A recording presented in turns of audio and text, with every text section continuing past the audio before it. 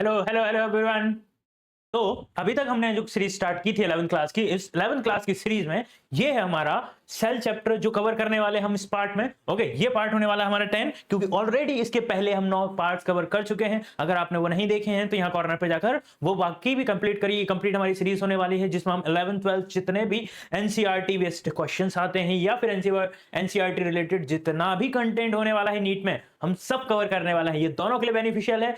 अगर आप 2027 के लिए नीट के एग्जाम्स के लिए प्रिपेयर कर रहे हैं या फिर आप तैयारी कर रहे हो आपके बोर्ड एग्जाम्स के लिए या साथ में आपके स्कूल एग्जाम्स में जो 11th क्लास के जो भी टॉपिक्स कवर कराए जा रहे हैं वो हम सब इस वीडियो में कवर कर लेंगे। अगर आप ये पढ़ते हैं तो साथ में आपका एनसीईआरटी तो हो ही रहा है, आपके जो रेगुलर स्कूल एग्जाम्स हैं वो भी कवर हो जाएंगे।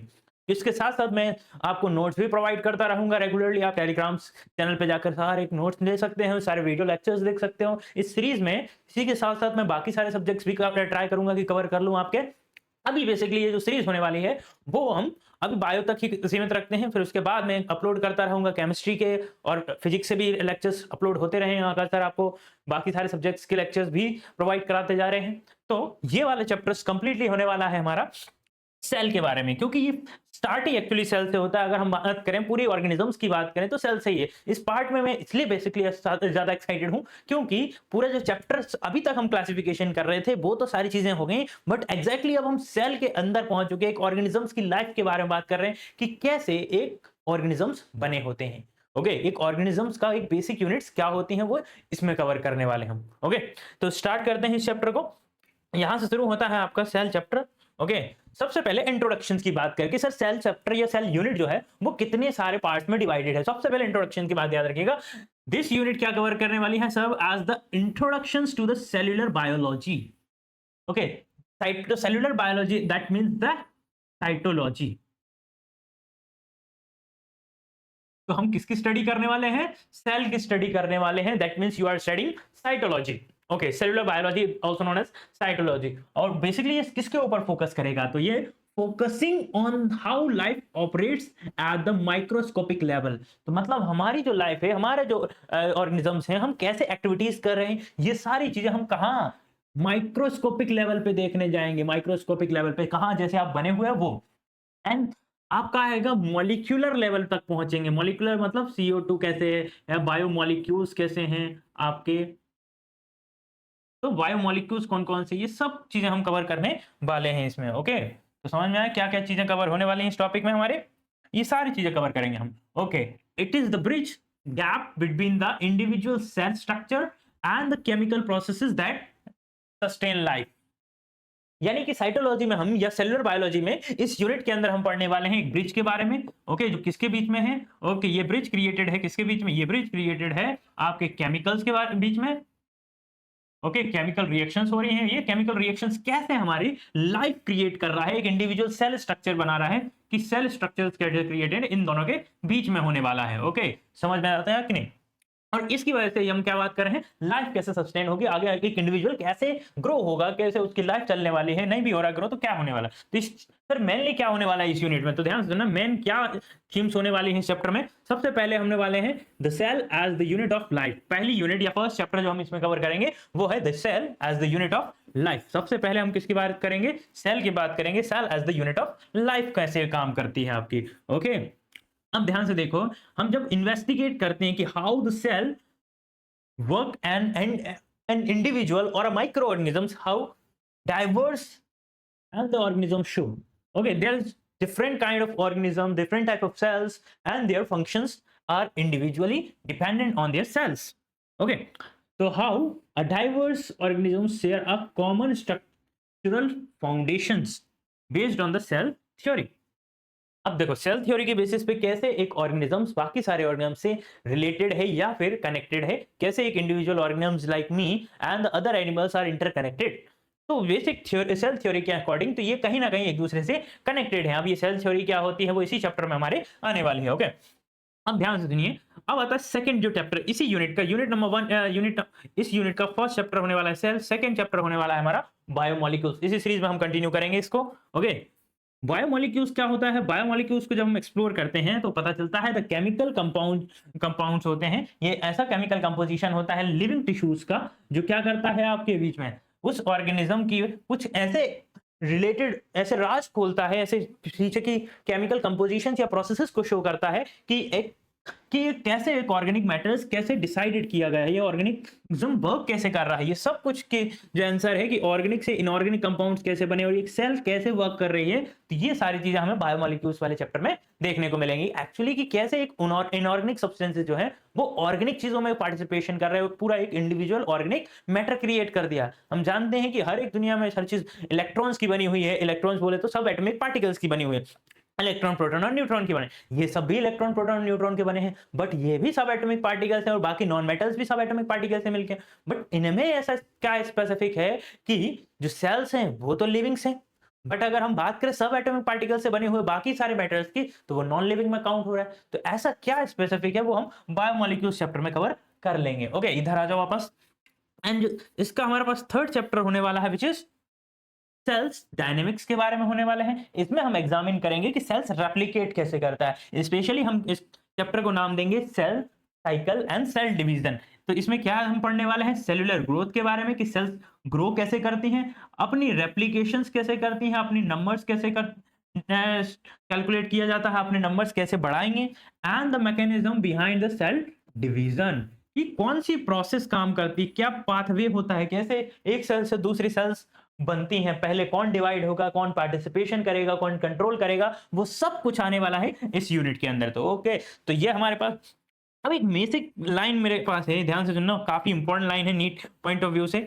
ओके, क्या होती है नीट पॉइंट ऑफ व्यू से, एक रिडक्शनिस्ट अप्रोच क्या होनी चाहिए। सर ये रिडक्शनिस्ट अप्रोच क्या होती है, हम पहले भी कुछ टॉपिक्स में कुछ पार्ट्स में हम इस वर्ड का बहुत ज्यादा जिक्र कर चुके हैं, रिडक्शनिस्ट बायोलॉजी क्या होती है, रिडक्शनिस्ट क्या होता है। तो ध्यान से सुनिएगा, apply the concept of physics and chemistry to the break down the complex physiological processes into the simple molecular interactions. तो हम एक रिडक्शनिस्ट बायोलॉजिस्ट की तरह देखेंगे कि हम चीजों को बढ़ाकर नहीं देखेंगे कि यार चीजें कैसे बनी हुई, हम उसको और छोटा छोटा करते हुए मॉलिक्यूलर लेवल तक जाएंगे, फिर हम उसको डिकोड करने की कोशिश करेंगे। तो रिडक्शनिस्ट बायोलॉजी क्या करती है, एक रिडक्शनिस्ट बायोलॉजिस्ट का काम होता है कि सबके अंदर धीरे धीरे पीछे रिड्यूस करते हुए नीचे इंफॉर्मेशन को डिटेलिंग तक जाना, बाल की खाल निकालने तक जाता ही। तो अप्लाई करता है किसका, ये यूज करता है फिजिकल एंड केमिकल कॉन्सेप्ट, मतलब फिजिक्स और केमिस्ट्री दोनों के कॉन्सेप्ट को यूज करके आपके कॉम्प्लेक्स फिजियोलॉजिकल कॉन्सेप्ट जो होते हैं, कॉन्सेप्ट क्या होते हैं, सारे फिजियोलॉजिकल कॉन्सेप्ट्स को यूज करेगा, उन प्रोसेसेस को यूज करके उनके पीछे के मॉलिक्यूलर इंटरेक्शंस कैसे हो रहे हैं और उनके पीछे की इंफॉर्मेशंस को कैरीड आउट करेगा, सब कुछ जानने की कोशिश करेगा। और ये सारी चीजें इंक्लूड होती हैं आपकी एक रिडक्शनिस्ट बायोलॉजी में। ओके, रिडक्शन बायोलॉजी क्वेश्चन पूछा जाता है, अच्छे से याद रखिएगा क्या होता है reductionist approach of discovery. Okay, अब चैप्टर जहां शुरू होता है वो है हमारा क्या, सेल यूनिट ऑफ लाइफ। हम इसे यूनिट ऑफ लाइफ क्यों कहा, क्योंकि ऑल ऑर्गेनिज्म बोले, चाहे वो लिविंग ऑर्गेनिज्म की बात कर ले हम, all living organisms are made up of cells. मतलब दुनिया में कोई भी ऑर्गेनिज्म है वो बने इनडायरेक्टली किससे बना है, सेल से ही बना है, चाहे वो यूनिसेलुलर हो चाहे मल्टीसेलुलर हो, चाहे एक सेल से बना हो चाहे बहुत सारी सेल से बना है, पर इनडायरेक्टली बना किससे, सेल्स से ही बना हुआ है। मतलब यही जो है वो स्ट्रक्चरल यूनिट है, फंक्शनल यूनिट है, सब कुछ यही यूनिट्स होती हैं। ओके, तो सबसे पहले हम ये वाली बात करें कि ये चैप्टर शुरू करने से पहले हम बात करते हैं किसकी, कि ये अप्रोच लाया कौन, ये बायोलॉजिस्ट के बारे में चीजें किसने बताई। तो उसके पहले एक बहुत इंपॉर्टेंट साइंटिस्ट के बारे में जानना बहुत जरूरी है, ध्यान से सुनिएगा क्या होते हैं, क्या नाम है इनका, GN रामचंद्रन। अगर आपने इनका नाम नहीं सुना है तो आप जब और डिटेलिंग की बात करेंगे, जब आप और एडवांस टेक्निक्स की बात करेंगे सेल्स के अंदर, डीएनए के अंदर या प्रोटीन्स के स्ट्रक्चर्स के बारे में, तब जाकर आप इनको याद करेंगे क्या कोई ऐसा इंसान था इतना हाईली लेवल के स्ट्रक्चर्स के बारे में बात की। अभी आपको चीजें समझ नहीं आने वाली, क्यों, क्योंकि ये एक नॉर्मल इंसान नहीं है भाई साहब। ओके, ज्यादातर इन्होंने किसके बारे में बात की है, स्ट्रक्चर याद रखिएगा कि एनसीईआरटी के अकॉर्डिंग हम अब बात करें कि इन्होंने क्या क्या किया गया, तो मैं मेन बातें करूंगा यहाँ पर, ज्यादा इनके डिटेलिंग में नहीं जाने वाला हूँ।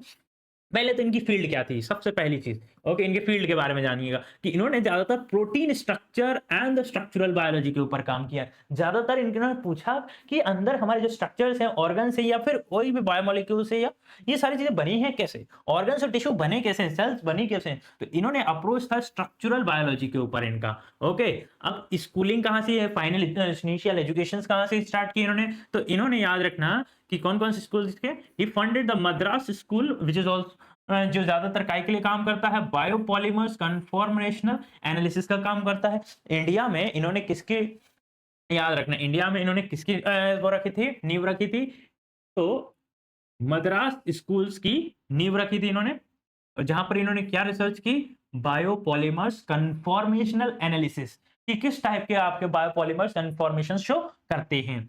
ओके, आगे सुनिएगा कि इन्होंने क्या किया था, basically discover the triple helical structure of cell collagens, जो कोलेजन प्रोटीन्स होते हैं आपके, कोलेजन्स की डिस्कवरी की थी, वो भी कौन सा, इन्होंने ट्रिपल हेलिकल स्ट्रक्चर्स। कब की बात हो रही है ये, 1954 में। ओके, 1954 में इन्होंने क्या किया था कि जो कोलेजन फाइबर्स हैं आपके, ये कोलेजन्स हैं, इन कोलेजन्स के ट्रिपल हेलिकल स्ट्रक्चर्स की बात की। कौन से स्ट्रक्चर की बात की इन्होंने, ट्रिपल हेलिकल स्ट्रक्चर्स की बात की। ओके, बेसिकली इन्होंने कौन से स्ट्रक्चर की बात की, इसके ट्रिपल हेलिकल स्ट्रक्चर्स की बात की। ओके, तो ट्रिपल हेलिकल स्ट्रक्चर्स जो थे वो इन्होंने डिस्कवर किए थे यहाँ पर।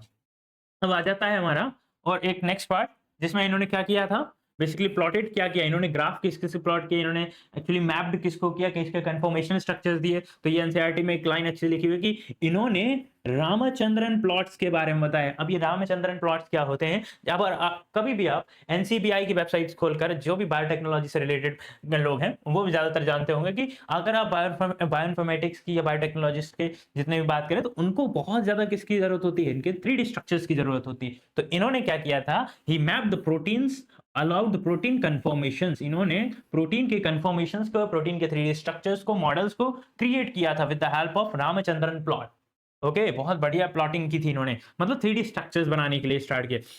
इनकी बर्थ की बात कर लें तो अक्टूबर 8 1922 को इंडिया के कोच्चि शहर में इनका क्या हुआ था, जन्म था। इनके फादर भी एक प्रोफेसर थे काय के, मैथमेटिक्स के, बट इनका रुचि जो थी वो ज्यादातर काय में थी, ओके, तो बायोलॉजी में थी, but shaped his logical interested, क्योंकि फादर मैथमेटिक्स से तो एक नया अप्रोच मिला चीजों को देखने के लिए, मैथमेटिकल तरीके से इन्होंने अप्रोच लगाया कि चीजें कैसे काम करती हैं।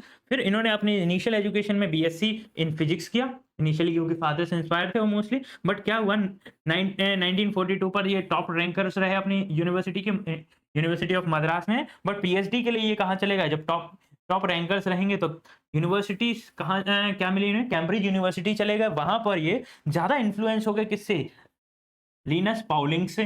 अगर लिनस पाउलिंग के बारे में जानते हो तो इन्होंने क्या किया था, अल्फा हेलिक्स और बीटा हेलिक्स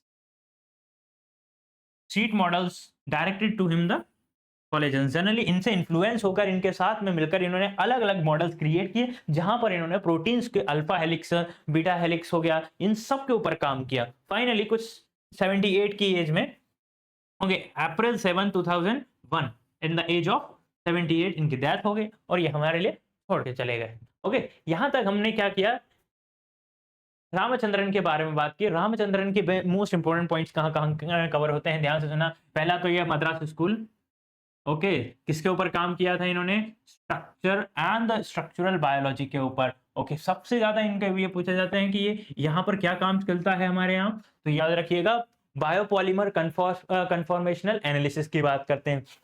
ओके, इंस्पायर वगैरह किसी से भी थे तो हमें उससे मतलब नहीं है। सबसे इसमें प्लॉटिंग की बात करें तो इन्होंने डिस्कवर्ड किया था कोलेजन के कौन से, ट्रिपल हेलिक्स मॉडल का, कौन सा, ट्रिपल हेलिक्स मॉडल बनाया था। He map the protein conformations, okay, conformation वो भी रामचंद्रन प्लॉट का के लिए काम आता है, तो रामचंद्रन प्लॉट काम आता था प्रोटीन के कन्फॉर्मेशंस के लिए। किसके लिए काम आता है, प्रोटीन के कन्फॉर्मेशन के लिए। पाउलिंग के साथ पाउलिंग की बात याद रखिएगा कि यहाँ पर क्या क्या चीजें मिलेंगी आपको, alpha helix and beta helix seat मिलेंगे। ओके, तो ये मेन पॉइंट्स है, अच्छे से कवर करिएगा इनको। अब आता है हमारा कि चैप्टर का इंट्रोडक्शन से स्टार्ट करते हैं हम। जैसे चैप्टर का बेसिक इंट्रोडक्शन कहां से शुरू होता है, अभी तक हम यूनिट का इंट्रोडक्शन पढ़ रहे थे। फाइनली हमारा चैप्टर शुरू होता है जहां पर हम किसकी डिस्कवरी पूरी स्टडी करेंगे, फिर सेल के बारे में बात करेंगे कि सेल कैसे काम करता है, सेल के स्ट्रक्चर्स क्या होते हैं, वो सब कुछ बात। हम बात करें कि ऑर्गेनिज्म दो टाइप के क्लासिफाई किए थे हम।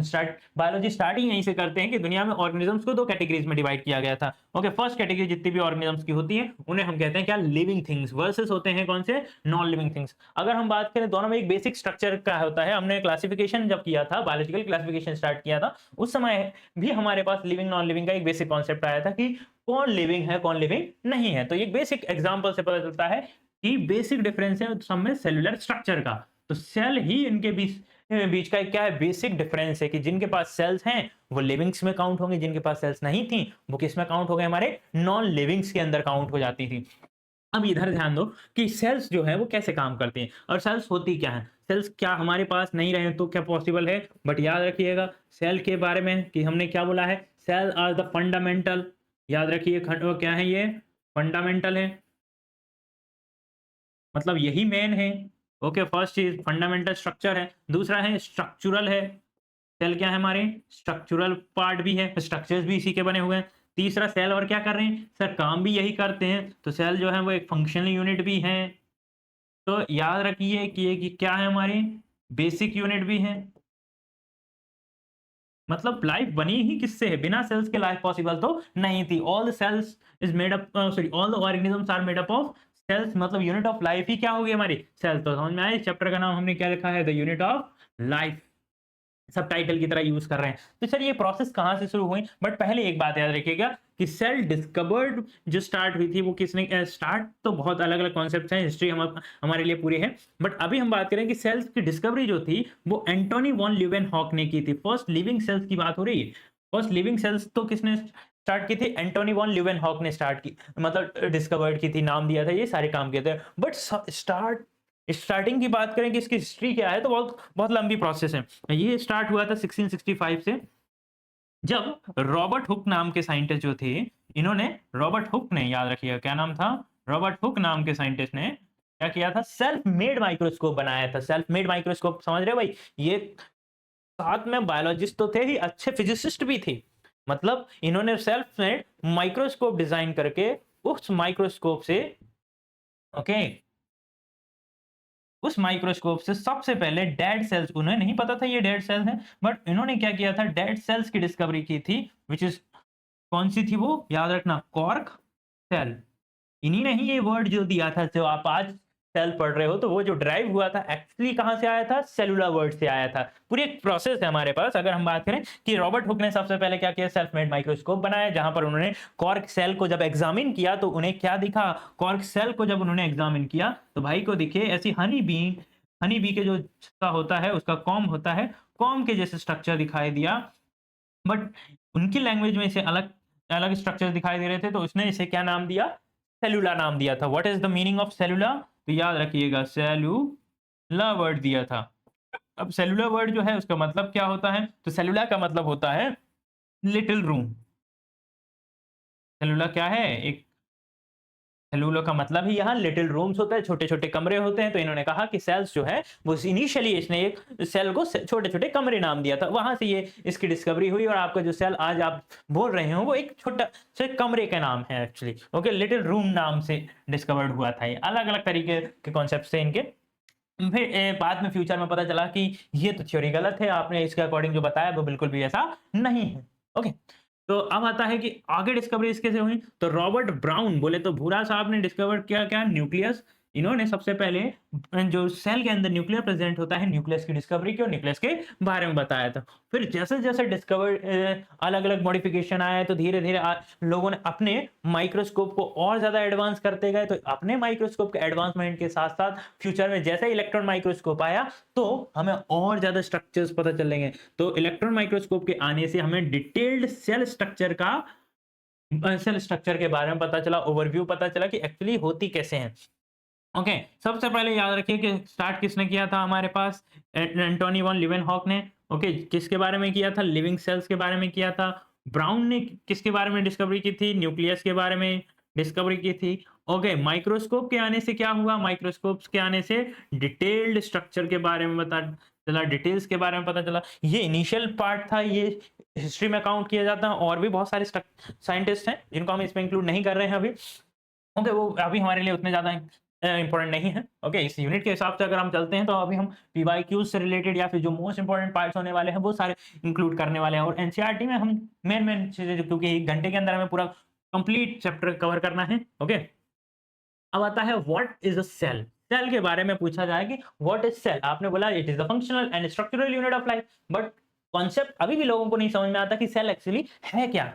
तो आप क्या जवाब देंगे? आप बोलेंगे स्ट्रक्चरल यूनिट है, फंक्शनल यूनिट है, यही फंडामेंटल यूनिट है, मतलब है क्या एग्जैक्टली? तो सेल को एक्सप्लेन करने के लिए यहाँ देखिएगा क्या सेल होती है।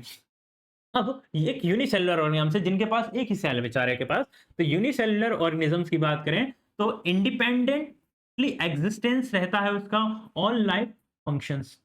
मतलब याद रखिएगा, एक यूनिसेलुलर ऑर्गेनिज्म है। कैसा ऑर्गेनिज्म है? Unicellular organism. यूनिसेलुलर ऑर्गेनिज्म में नंबर ऑफ सेल्स कितनी है? 1 है, 1 सेल प्रेजेंट है। अब एक सेल जो है हमारे पास, वो सेल क्या काम कर सकती है? Sir all functions. All functions like मतलब उसको कोई भी बॉडी पार्ट का काम हो, चाहे उसको नई नई सेल्स बनाने के लिए रिप्रोडक्शन करना हो, चाहे ग्रोथ की बात कर जाए, चाहे एक्सक्रीशन की बात करें, चाहे डाइजेशन की बात करें, चाहे फूड प्रिपरेशन की बात हो जाए, चाहे लोकोमोशन की बात करें, हर चीज जो है वो किसकी बनी हुई है? एक सेल की बनी है, क्योंकि वो है ही यूनिसेलुलर। उनके पास किसी भी टाइप की नई सेल्स तो प्रेजेंट है ही नहीं। जो भी करना है, क्या करना है? अकेले ही करना होते हैं। ओके, इनके पास कोई और तो चीजें नहीं है, और ये इंडिपेंडेंट होते हैं, किसी पर डिपेंडेंट नहीं होते। ओके, ये क्या है? ये इंडिपेंडेंट लाइफ जीते हैं, इनके पास कोई नहीं है अपना, इंडिपेंडेंट लाइफ है इनकी, एग्जिस्टेंस भी इंडिपेंडेंट है, अकेले ही रहने वाले हैं। अब ध्यान सुनिए कि दुनिया में जितनी भी सेल्स की बात करें, जिनके पास क्या है? एनीथिंग। ओके, अगर एनीथिंग के अलावा कुछ भी है तो वो सेल्स नहीं है। अगर मान लो अकेले अकेले मॉलिक्यूल्स की बात करें तो उसे सेल्स नहीं करेंगे। तो याद रखना कि अगर वो एक कंप्लीट सेल है, ओके, तो उन्हें क्या कहा जाता है? एवरीथिंग। अगर बायोमोलिक्यूल्स कंबाइन है, कंबाइन होकर ये सारी चीजें बना रहे हैं, तो वो क्या मिलेगा आपको? सेल्स का फॉर्मेशन करेगा। ओके, अगर बाकी सारी चीजें नहीं है, ओके, सेल्स को छोड़ दें तो everything is not living. Cells को छोड़ने के अलावा बाकी सारी जो चीजें आपके पास, एनीथिंग एवरीथिंग आप छोड़ दें, तो वो आपके पास क्या है? नॉन लिविंग थिंग्स में आता है। तो अब सेल्स क्या है? तो याद रखिएगा कि सेल्स एग्जैक्टली है क्या? तो some basic unit of structure and function है। तो आपकी लाइफ के बेसिक स्ट्रक्चर और फंक्शन जो परफॉर्म कर रही है वही सेल है। ओके, ये बायोमोलिक्यूल्स का बना हुआ है, क्या है? एक ग्रुप है जिन्होंने क्या किया है, अपने आप में एक कैपेसिटी क्या कर ली है? विकसित कर ली है, जिसके थ्रू वो क्या कर रहे हैं? आगे लाइफ के फंक्शंस परफॉर्म कर रहे हैं। तो यूनि का मतलब ये होता है कि ऑल अलोंग मैनेज, जो कुछ भी करना है खुद से ही करना है। ओके, सेल जो होता है, याद रखना क्या होता है? आपकी लाइफ का एक बेसिक मैनेजर होता है। आपकी लाइफ का एक बेसिक मैनेजर कौन है? आपकी सेल्स होने वाली हैं। तो सेल्स के ऊपर याद रखेंगे, सारे पॉइंट्स इंपॉर्टेंट बन जाते हैं। यहाँ से कई बार पूछा गया क्वेश्चंस। अब सबसे ज्यादा क्वेश्चन जो पूछे जाते हैं आपके नीट में, और नीट पीवाईक्यूज में अगर हम डाल लें तो सबसे ज्यादा स्टार्स के हिसाब से वो है आपका क्या? Cell theory. अब ये सेल थ्योरी है, वो दी किसने और कब दी, क्या हुआ, कैसे हुआ, क्या बताती है ये सेल थ्योरी, वो ध्यान से सुनना। ओके, मैथियस स्लीडन, वो कहाँ काम कर रहे थे? एक्चुअली दोनों अलग अलग इंडिविजुअली काम कर रहे थे, दोनों का एक दूसरे से कनेक्शन भी नहीं था। ओके, एक दूसरे के रिसर्च पेपर्स पढ़ रहे होंगे, हो सकता है। ओके, तो स्लीडन जो कब काम कर रहे थे? 1838 में, मतलब एक साल पहले काम कर रहे थे उनसे। और इन्होंने काम किया था किसके ऊपर? All plants made up of cells. Okay, इन्होंने ज्यादातर प्लांट सेल के ऊपर याद करना। ओके, स्लीडन, स्लीडन ने किसके ऊपर काम किया था?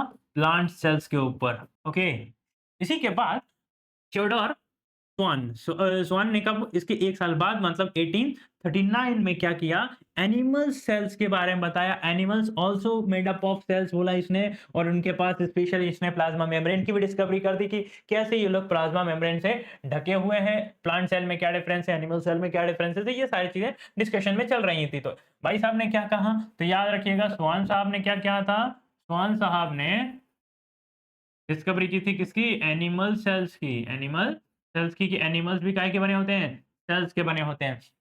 अब ये प्लांट सेल से कैसे अलग हैं, ये भी भाई साहब ने बताया कि प्लांट सेल्स क्यों यूनिक है इनसे, कि प्लांट सेल में कैसा ऐसा क्या होता है जो इनके पास नहीं है। तो इन्होंने क्या किया? प्लांट सेल और एनिमल सेल के बीच में डिफरेंस क्रिएट किया था। ओके, अब आपस में ये दोनों मिले फिर, कि भाई तुमने प्लांट सेल के बारे में बताया, मैंने एनिमल सेल्स के बारे में बताया, तुम्हारी आपस में ट्यूनिंग बनी। बोले हो सकता है कि दोनों एक तरीके से सिमिलर सेल्स के बने हो। तो इनके कई डिस्कशंस चले और आपस में मिलकर फिर इन्होंने टुगेदरली एक क्या दी?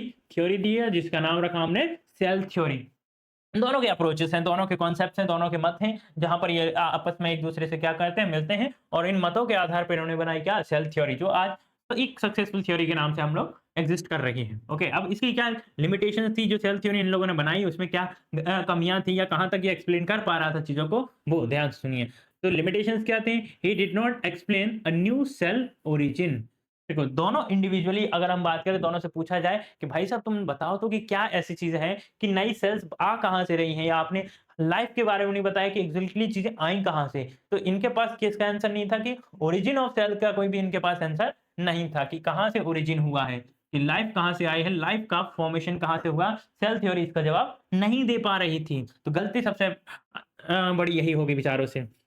ओके, तो नोट पॉइंट अच्छे से याद रखिएगा। गलती क्या होगी भाइयों से कि इन्होंने कहा कि न्यू सेल्स कहां से बनती हैं, वो ये थ्योरी बता ही नहीं पाई, इसीलिए फिर आगे आकर नए नए नए साइंटिस्टों को अपने अपने अप्रोच देना पड़ा। ओके, तो रुडोल्फ वर्च्यू नाम के साइंटिस्ट ने, नाम याद रखिएगा क्योंकि काफी इंपॉर्टेंट हो जाते हैं ये, क्योंकि इनकी स्टेटमेंट से ही सारी चीजें अपडेट हो गई। तो मॉडर्न सेल थ्योरी ने इसी की वजह से ही आगे कर नया रूप लिया। सेल थ्योरी यहाँ तक तो खत्म हो गई थी इनकी, इनके कुछ कमियां भी थी, बट इसको अच्छा करके या फिर डेवलप किया किसने? हमारे रुडोल्फ वर्च्यू में। ओके, रुडोल्फ वर्च्यू ने क्या कहा गया, ध्यान से सुनिए कि 1855 में इन्होंने कहा ओमनिस सेल्यूला ई सेल्यूला, याद रखिएगा। इन्होंने क्या कहा? ओमनिस सेल्यूला ई सेल्यूला।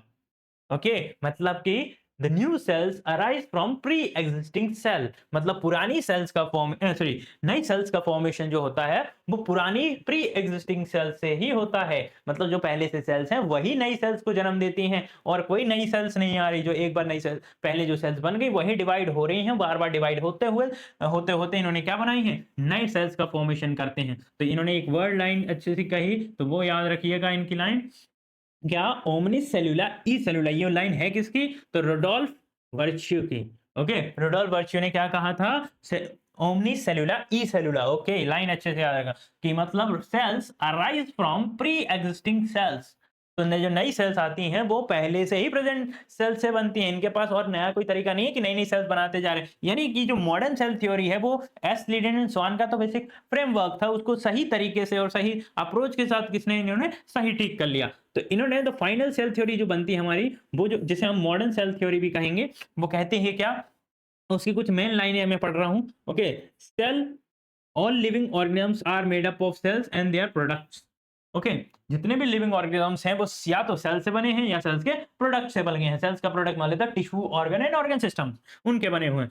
All cells arise from the pre existing cells, सारी सेल्स जो है वो किससे बनती हैं? पहले से ही प्रेजेंट सेल से ही बनती है। प्री एग्जिस्टिंग सेल कहा जाता है, मतलब पहले से सेल्स अगर नहीं है तो कोई अलग से नहीं आ रहा। इसी चैप्टर में आपको अगर पढ़ते जाएंगे तो पता चलेगा कि सेल्स कैसे अराइज हुई हैं। ओके, आगे ध्यान से सुनिए कि याद करने के लिए, याद पहला है S Schleiden, S Schwann, okay, V for Virchow. Okay, तीन साइंटिस्ट हैं, इन्होंने किसके बारे में बताया? इसने प्लांट के बारे में बताया, और भाई साहब स्वान ने किसके बारे में बताया? एनिमल्स के बारे में बताया। और हमारे वर्च्यू साहब ने क्या बताया? सेल थ्योरी का न्यू सेल्स के बारे में बताया। सेल्स न्यू कैसे होती हैं, तो न्यू सेल्स कैसे बनती हैं, एग्जिस्टिंग सेल्स कैसे अलग नई सेल्स का फॉर्मेशन कर रहे हैं, तो ये प्रोसेस के बारे में इन्होंने बताया। अब आता है हमारे पास अलग-अलग ओवरव्यू की सेल्स कितने टाइप की होती हैं, क्या-क्या शेप हो सकते हैं, क्या सारी सेल्स एक जैसी हैं या अलग-अलग स्ट्रक्चर की हो सकती हैं, तो वो ओवरव्यू क्या हो सकता है एक सेल्स का। ओके, ये एनसीईआरटी में हमारा कौन-सा 8.3 मिल जाएगा इंडेक्स में। तो यहाँ से क्या-क्या क्वेश्चंस पूछे जा सकते हैं, यहाँ पर आपको कंपैरिजन पूछ सकता है किसके बीच में? प्रोकैरियोटिक, यूकैरियोटिक के बीच में कंपेयर करो क्या होते हैं, उनके स्पेशल एग्जांपल्स बताओ कि कौन से प्रोकैरियोटिक सेल्स और कौन सा यूकैरियोटिक सेल्स है, क्या बेसिक डिफरेंसेस होते हैं उनके पास। तो हमने सिंपल सा एक्सपेरिमेंट करेंगे किसके साथ में? पहले प्लांट सेल देखने के लिए हम अनियन पिल सेल्स देखेंगे, अनियन के पिल्स निकालेंगे। ओके, उसमें जब हम स्टडी करेंगे तो अनियन एक प्लांट्स के उसमें इंक्लूड करेंगे हम, तो उसके पास प्रेजेंट होगी सबसे पहले तो क्या है? एक सेल वॉल प्रेजेंट होगी। सेल वॉल के अंदर मिलेगी हमें क्या? Plasma membrane, also known as cell membrane. उसके अंदर आपको मेन मिलेगा क्या? उसका न्यूक्लियस। तो मतलब जो बेसिक फंक्शंस होते हैं प्लांट सेल के वो आपको मिलने वाले हैं। मतलब बाहर सेल वॉल मिलेगी, सेल वॉल के अंदर जो रहेगा वो कौन रहेगी? प्लाज्मा मेम्ब्रेन रहेंगे, और प्लाज्मा मेम्ब्रेन के अंदर आपको पूरा का पूरा एक सेल दिखेगा जिसके अंदर आपका न्यूक्लियस प्रेजेंट होगा। मतलब हमने किसके बारे में चेक किया? तो जब हमने चेक किया एक चिक सेल्स, बोले आपकी गालों के अंदर सब एनिमल सेल्स की बात की, तो उसमें आपको केवल प्रेजेंट मिली थी क्या? सेल मेम्ब्रेन, मतलब प्लांट सेल और एनिमल सेल में ये बेसिक डिफरेंस हमें यहाँ यहीं से ही पता चल गया कि इनके पास सेल वॉल नहीं है, एनिमल्स के पास कोई भी सेल वॉल नहीं है, ओनली प्लाज्मा मेम्ब्रेन, इनके पास केवल मेम्ब्रेन है, बेचारों के पास दीवार नहीं है। जानवरों के पास क्या नहीं होती है, दीवार नहीं होती, प्लाज्मा मेम्ब्रेन। ये वॉल का मतलब हिंदी में हम भित्ति कहते हैं, क्या कहते हैं बेटे, भित्ति। ओके, वॉल का मतलब क्या है, यहाँ भित्ति है, दीवार नहीं बोलना है। ओके, मैं तो दीवार इसलिए बोल रहा हूँ कि आपको याद रहे। ओके, इसके बाद हम आते हैं हमारे न्यूक्लियस की। न्यूक्लियस इसका क्या होता है, एक तरीके से ब्रेन होता है या मेन फंक्शनल सेंटर होता है इसका। ओके, यहाँ इसके अंदर प्रेजेंट होते हैं क्या, आपके genetic material like chromosomes present होते हैं। क्रोमोसोम के अंदर मिलेगा आपका डीएनए, बोले तो डीऑक्सीराइबोस न्यूक्लिक एसिड इसके अंदर प्रेजेंटेड होगा। फिर हम बात करें कि यूकैरियोटिक और प्रोकैरियोटिक दोनों एक दूसरे से अलग होते हैं। अब हम बात करते हैं कि एक सेल्स के अंदर ये सारी चीजें, न्यूक्लियस रहेगा, न्यूक्लियस के अंदर क्रोमोसोम्स रहेंगे, क्रोमोसोम के अंदर क्रोमेटिड्स रहेंगे, क्रोमेटिड्स के अंदर आपको क्या मिलेगा, क्रोमेटिन मटेरियल मिलेगा, क्रोमेटिन मटेरियल्स के अंदर आपको डीएनए के हेलिक्स मॉडल्स देखने को मिलेगा, और डीएनए खुद कई चीजों का बना हुआ है। ओके, जब हम इसके अंदर डिटेल में जाएंगे लास्ट तक तो ये कवर कर चुके होंगे। अब आता है जो यूकैरियोटिक सेल्स होती हैं, आप ध्यान से सुनिएगा, सेल्स को हमने दो कैटेगरीज में डिवाइड किया है, एक है यूकैरियोटिक सेल्स। ओके, पहली यूकैरियोटिक, दूसरी कौन सी होती हैं, प्रोकैरियोटिक सेल्स। अब ये दोनों जो है क्लासिफिकेशन जो किया गया था, वो किया गया था आपके न्यूक्लियर मेम्ब्रेन के बेसिस पे, क्योंकि हमारा सेंटर जो था वो न्यूक्लियस था, इस बेसिस पे हम लोगों ने डिवीजन जो किया वो किसके बेसिस पे किया था, न्यूक्लियर मेम्ब्रेन के बेसिस पे। तो पहला जो बेसिक डिफरेंस जो हमें पता चला कि प्रोकैरियोटिक और यूकैरियोटिक में क्या डिफरेंस है, इनके पास मेम्ब्रेन बाउंड न्यूक्लियस होता है, मतलब इनका जो न्यूक्लियस है वो क्या रहता है, एक मेम्ब्रेन से कवर्ड होता है। इनका न्यूक्लियस के ऊपर क्या मिलती है, कवरिंग मिलती है। अब इनका न्यूक्लियस पूरा कवर्ड रहता है ऐसा। ओके, इनके न्यूक्लियस में कवरिंग रहेगी, तो क्या कहा जाता है, इसके पास मेम्ब्रेन बाउंड न्यूक्लियस प्रेजेंट होता है। अब प्रोकैरियोट्स की बात करते हैं तो प्रोकैरियोट्स में क्या होता है, तो प्रोकैरियोट्स में ये मेम्ब्रेन नहीं होती है, तो न्यूक्लियस के चारों तरफ क्या नहीं मिलती, मेम्ब्रेन नहीं मिलती है। तो प्रोकैरियोट्स में मेम्ब्रेन नहीं है, यूकैरियोट्स में मेम्ब्रेन प्रेजेंट है। बस बेसिक का अभी डिफरेंस याद रखना है कि एक प्रोकैरियोटिक और यूकैरियोटिक में क्या डिफरेंस होता है, वो इसके बेसिस पे हम डिसाइड कर लेते हैं। दोनों के अंदर जब हम जाते हैं तो पता चलता है कि बोथ हैव साइटोप्लाज्म, दोनों के पास क्या है, साइटोप्लाज्म। दोनों ही सेल के अंदर क्या मिलेगा तुम्हें, साइटोप्लाज्म मिलेगा। साइटोप्लाज्म बोले तो फ्लूइड मिलेगा। ओके, ओके, यही जो जगह है जहां पर सारी एक्टिविटीज परफॉर्म होने वाली हैं, चाहे मेटाबॉलिक एक्टिविटीज हो, चाहे ग्रोथ के लिए सारे कुछ एक्शंस हो, सारा काम हो, वो सब कहाँ होने वाला है, इसी साइटोप्लाज्म में या इसी फ्लूइड में होने वाला है। बेसिक सारे फंक्शंस यही होते हैं। ओके, अब आते हैं इसके एक सेल्स के अंदर एक यूकैरियोट्स में क्या-क्या चीजें हो सकती हैं। यूकैरियोट्स में एक बेसिक चीज याद रखिए कि यूकैरियोट्स में प्रेजेंट हैं, यूकैरियोट्स में प्रेजेंट है क्या, ऑर्गेनल्स, क्योंकि ये डेवलप्ड ऑर्गेनिजम्स हैं तो ये इनके पास कुछ बेसिक ऑर्गेनल्स होते हैं। तो इनके पास होता है क्या, endoplasmic reticulum. Okay, endoplasmic reticulum के बाद इनके पास होती है गोल्जी एपरेटस या गोल्जी बॉडी नाम से। इनके पास प्रेजेंट है क्या, लाइसोसोम, तो ये लाइसोसोम भी प्रेजेंट होता है इनके पास। लाइसोसोम के अलावा क्या है इनके पास, इनके पास प्रेजेंट है माइटोकॉन्ड्रिया। ओके, इनके पास प्रेजेंट है क्या, प्लास्टिड। प्लास्टिड केवल कौन सी यूकैरियोटिक सेल्स में है, केवल प्लांट्स में है। ओके, एनिमल सेल्स में ये नहीं मिलेगा, प्लांट सेल्स में मिलेगा। इनके पास प्रेजेंट है क्या, वैक्यूल्स। क्या प्रेजेंट है आपके, वैक्यूल्स प्रेजेंट है, मोस्टली वैक्यूल्स के बने हुए हैं। अब ये इसके अलावा इनके पास क्या है, इनके सब दोनों के पास मिलेगा आपको क्या, राइबोसोम्स। अब राइबोसोम के बेसिक, राइबोसोम के बारे में एक मेन चीज याद रखिएगा कि ये एक ऐसा सेल ऑर्गेनल्स है या एक सेल का ऐसा पार्ट है जिसके पास खुद की मेम्ब्रेन नहीं है, कोई मेम्ब्रेन बाउंडेड नहीं है, मतलब ये खुद बेचारा ढका नहीं होता है। प्रेजेंट दोनों सेल्स में होता है, यूकैरियोटिक का भी पार्ट है और प्रोकैरियोटिक का पार्ट भी है, दोनों सेल्स का पार्ट है, बट दोनों अलग अलग तरीके के राइबोसोम्स प्रेजेंट होते हैं इसके अंदर। ओके, टाइप्स डिफरेंट हो सकते हैं बट है तो राइबोसोम्स ही, यूकैरियोटिक में भी है और प्रोकैरियोटिक में है। अब याद रखिएगा कि एक एनिमल सेल्स के अंदर क्या स्पेशल होता है, एक एनिमल सेल के पास स्पेशल होता है सेंट्रोमियर्स। क्या स्पेशल होते हैं, सेंट्रोमियर्स, जो किसमें मदद करते हैं, इसको सेल डिवीजन में हेल्प करते हैं, हेल्प्स इन सेल डिवीजन। किसमें हेल्प करते हैं, सेल डिवीजन, कोशिका विभाजन करने में, कोशिका को ग्रोथ करने, रिप्रोडक्शन करने में, डिवाइड होने में यही मदद करते हैं। क्या, सेंट्रियोल्स। अब अलग-अलग जो सेल्स हैं उनके अलग-अलग साइज प्रेजेंट होते हैं। अगर हम अलग-अलग टाइप्स की बात करें, सेल्स कौन-कौन से शेप की हो सकती है, कौन से टाइप्स के हो सकते हैं, क्या सारी सेल्स एक जैसी होती हैं, एनिमल सेल हो चाहे प्लांट सेल हो। अगर एनिमल की ही सेल्स की बात करें तो सारी सेल्स एक जैसी नहीं है आपकी, उनके साइज भी अलग-अलग है, शेप भी अलग-अलग है। ओके, ध्यान से सुनिएगा कि सबसे दुनिया की सबसे छोटी सेल्स या हमारी बॉडी की किसी की भी अगर ऑर्गेनिजम्स की बात करें, सबसे स्मॉलेस्ट सेल्स कौन सी है, तो सबसे छोटी जो सेल काउंट की जाए तो वो होती है माइकोप्लाज्मा। कौन होती है? आपकी माइकोप्लाज्मा होती है। अब जो माइकोप्लाज्मा है वो क्या की जाएगी? स्मॉलेस्ट है। ओके, स्मॉलेस्ट मतलब सबसे छोटी। कितनी छोटी होती है? तो ये प्रेजेंट होती है, अगर हम बात करें तो 0.3 माइक्रोमीटर। ये आपको बता दूं कि ये कितनी है? 0 point into 10 to the power minus 6 meter के बराबर है। ओके, ये किसके बराबर है? 10 to the power minus 6 meter के बराबर है। तो ये बहुत छोटी सेल्स हैं। ओके, आप ये नॉर्मल आइज से तो बैक्टीरिया वायरसेस को नहीं देख सकते हैं, तो ये तो सोचिए कितनी छोटी होती हैं। तो बैक्टीरियाज की बात करें तो ये बैक्टीरियाज तो इनसे कई गुना है बड़े होते हैं। अब बैक्टीरियाज की बात करें तो बैक्टीरिया का जो साइज लगभग होता है वो आपका 3 से 5 माइक्रोमीटर के आसपास ही होता है। इसका भी ज्यादा कोई बड़े नहीं है, बट हाँ, एज कंपेयर टू आपके माइकोप्लाज्मा ये थोड़े बड़े होते हैं। अगर हम लेवल की बात करें तो उसी हिसाब से बनते हैं। हमारी सेल्स हमारी बॉडी की सबसे बड़ी, या फिर हम ऑर्गेनिजम्स में पूरे काउंट करें तो उसके बेसिस पे पूरे ऑर्गेनिजम्स की बात करें तो सबसे बड़ी सेल्स किसकी होती है? ऑस्ट्रिच की एग सेल होती है। ऑस्ट्रिच के जो अंडा रहता है उसकी जो एग सेल रहती है वो सबसे बड़ी सेल काउंट की जाती है। इंसान में सबसे बड़ी सेल्स की बात करें, या इंसान में कौन कौन सी सेल्स होती हैं और कौन सी एवरेज सेल्स हैं, तो ह्यूमन आरबीसी का जो साइज होता है, ह्यूमन आरबीसी का साइज लगभग लगभग 7 माइक्रोमीटर के आसपास होता है। 7 माइक्रोमीटर के आसपास। ओके, और इंसानों की सबसे बड़ी सेल्स का अगर कोई पूछ रहे तो पूरे पूरे ऑर्गेनिजम्स की बात करें तो सब सारे ऑर्गेनिजम्स में सबसे बड़ी सेल कौन सी होती है? पूरे ऑर्गेनिजम्स में सबसे बड़ी सेल तो ऑस्ट्रिच की एक सेल है। बट अगर इंसानों की सबसे बड़ी सेल्स की बात करें तो वो कौन सी होती है? आपकी नर्व सेल्स होती है। हाँ, वही दिमाग वाली सेल्स। सोचो तुम्हारे दिमाग में सबसे बड़ी सेल्स प्रेजेंट है, फिर भी तुम में दिमाग नहीं है अभी।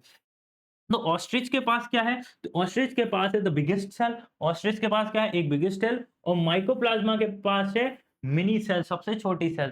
चलिए, क्या शेप के बेसिस पे अलग हो सकते हैं? तो यहां ध्यान से देखिएगा, ये है हमारी क्या? Blood cell. ये क्या है? ये आपकी ब्लड सेल्स प्रेजेंट है। आप देखें इसका बाइकॉन्केव स्ट्रक्चर या मल्टीपल स्ट्रक्चर दिखाई दे रहे हैं। अगर हम ध्यान से देखें ब्लड सेल्स की, तो आपको ये ब्लड सेल्स का ये कॉन्केव शेप दिखाई देगा। बोले तो बाइकॉन्केव बाइकॉन्केव शेप दिखाई दे रहा होगा।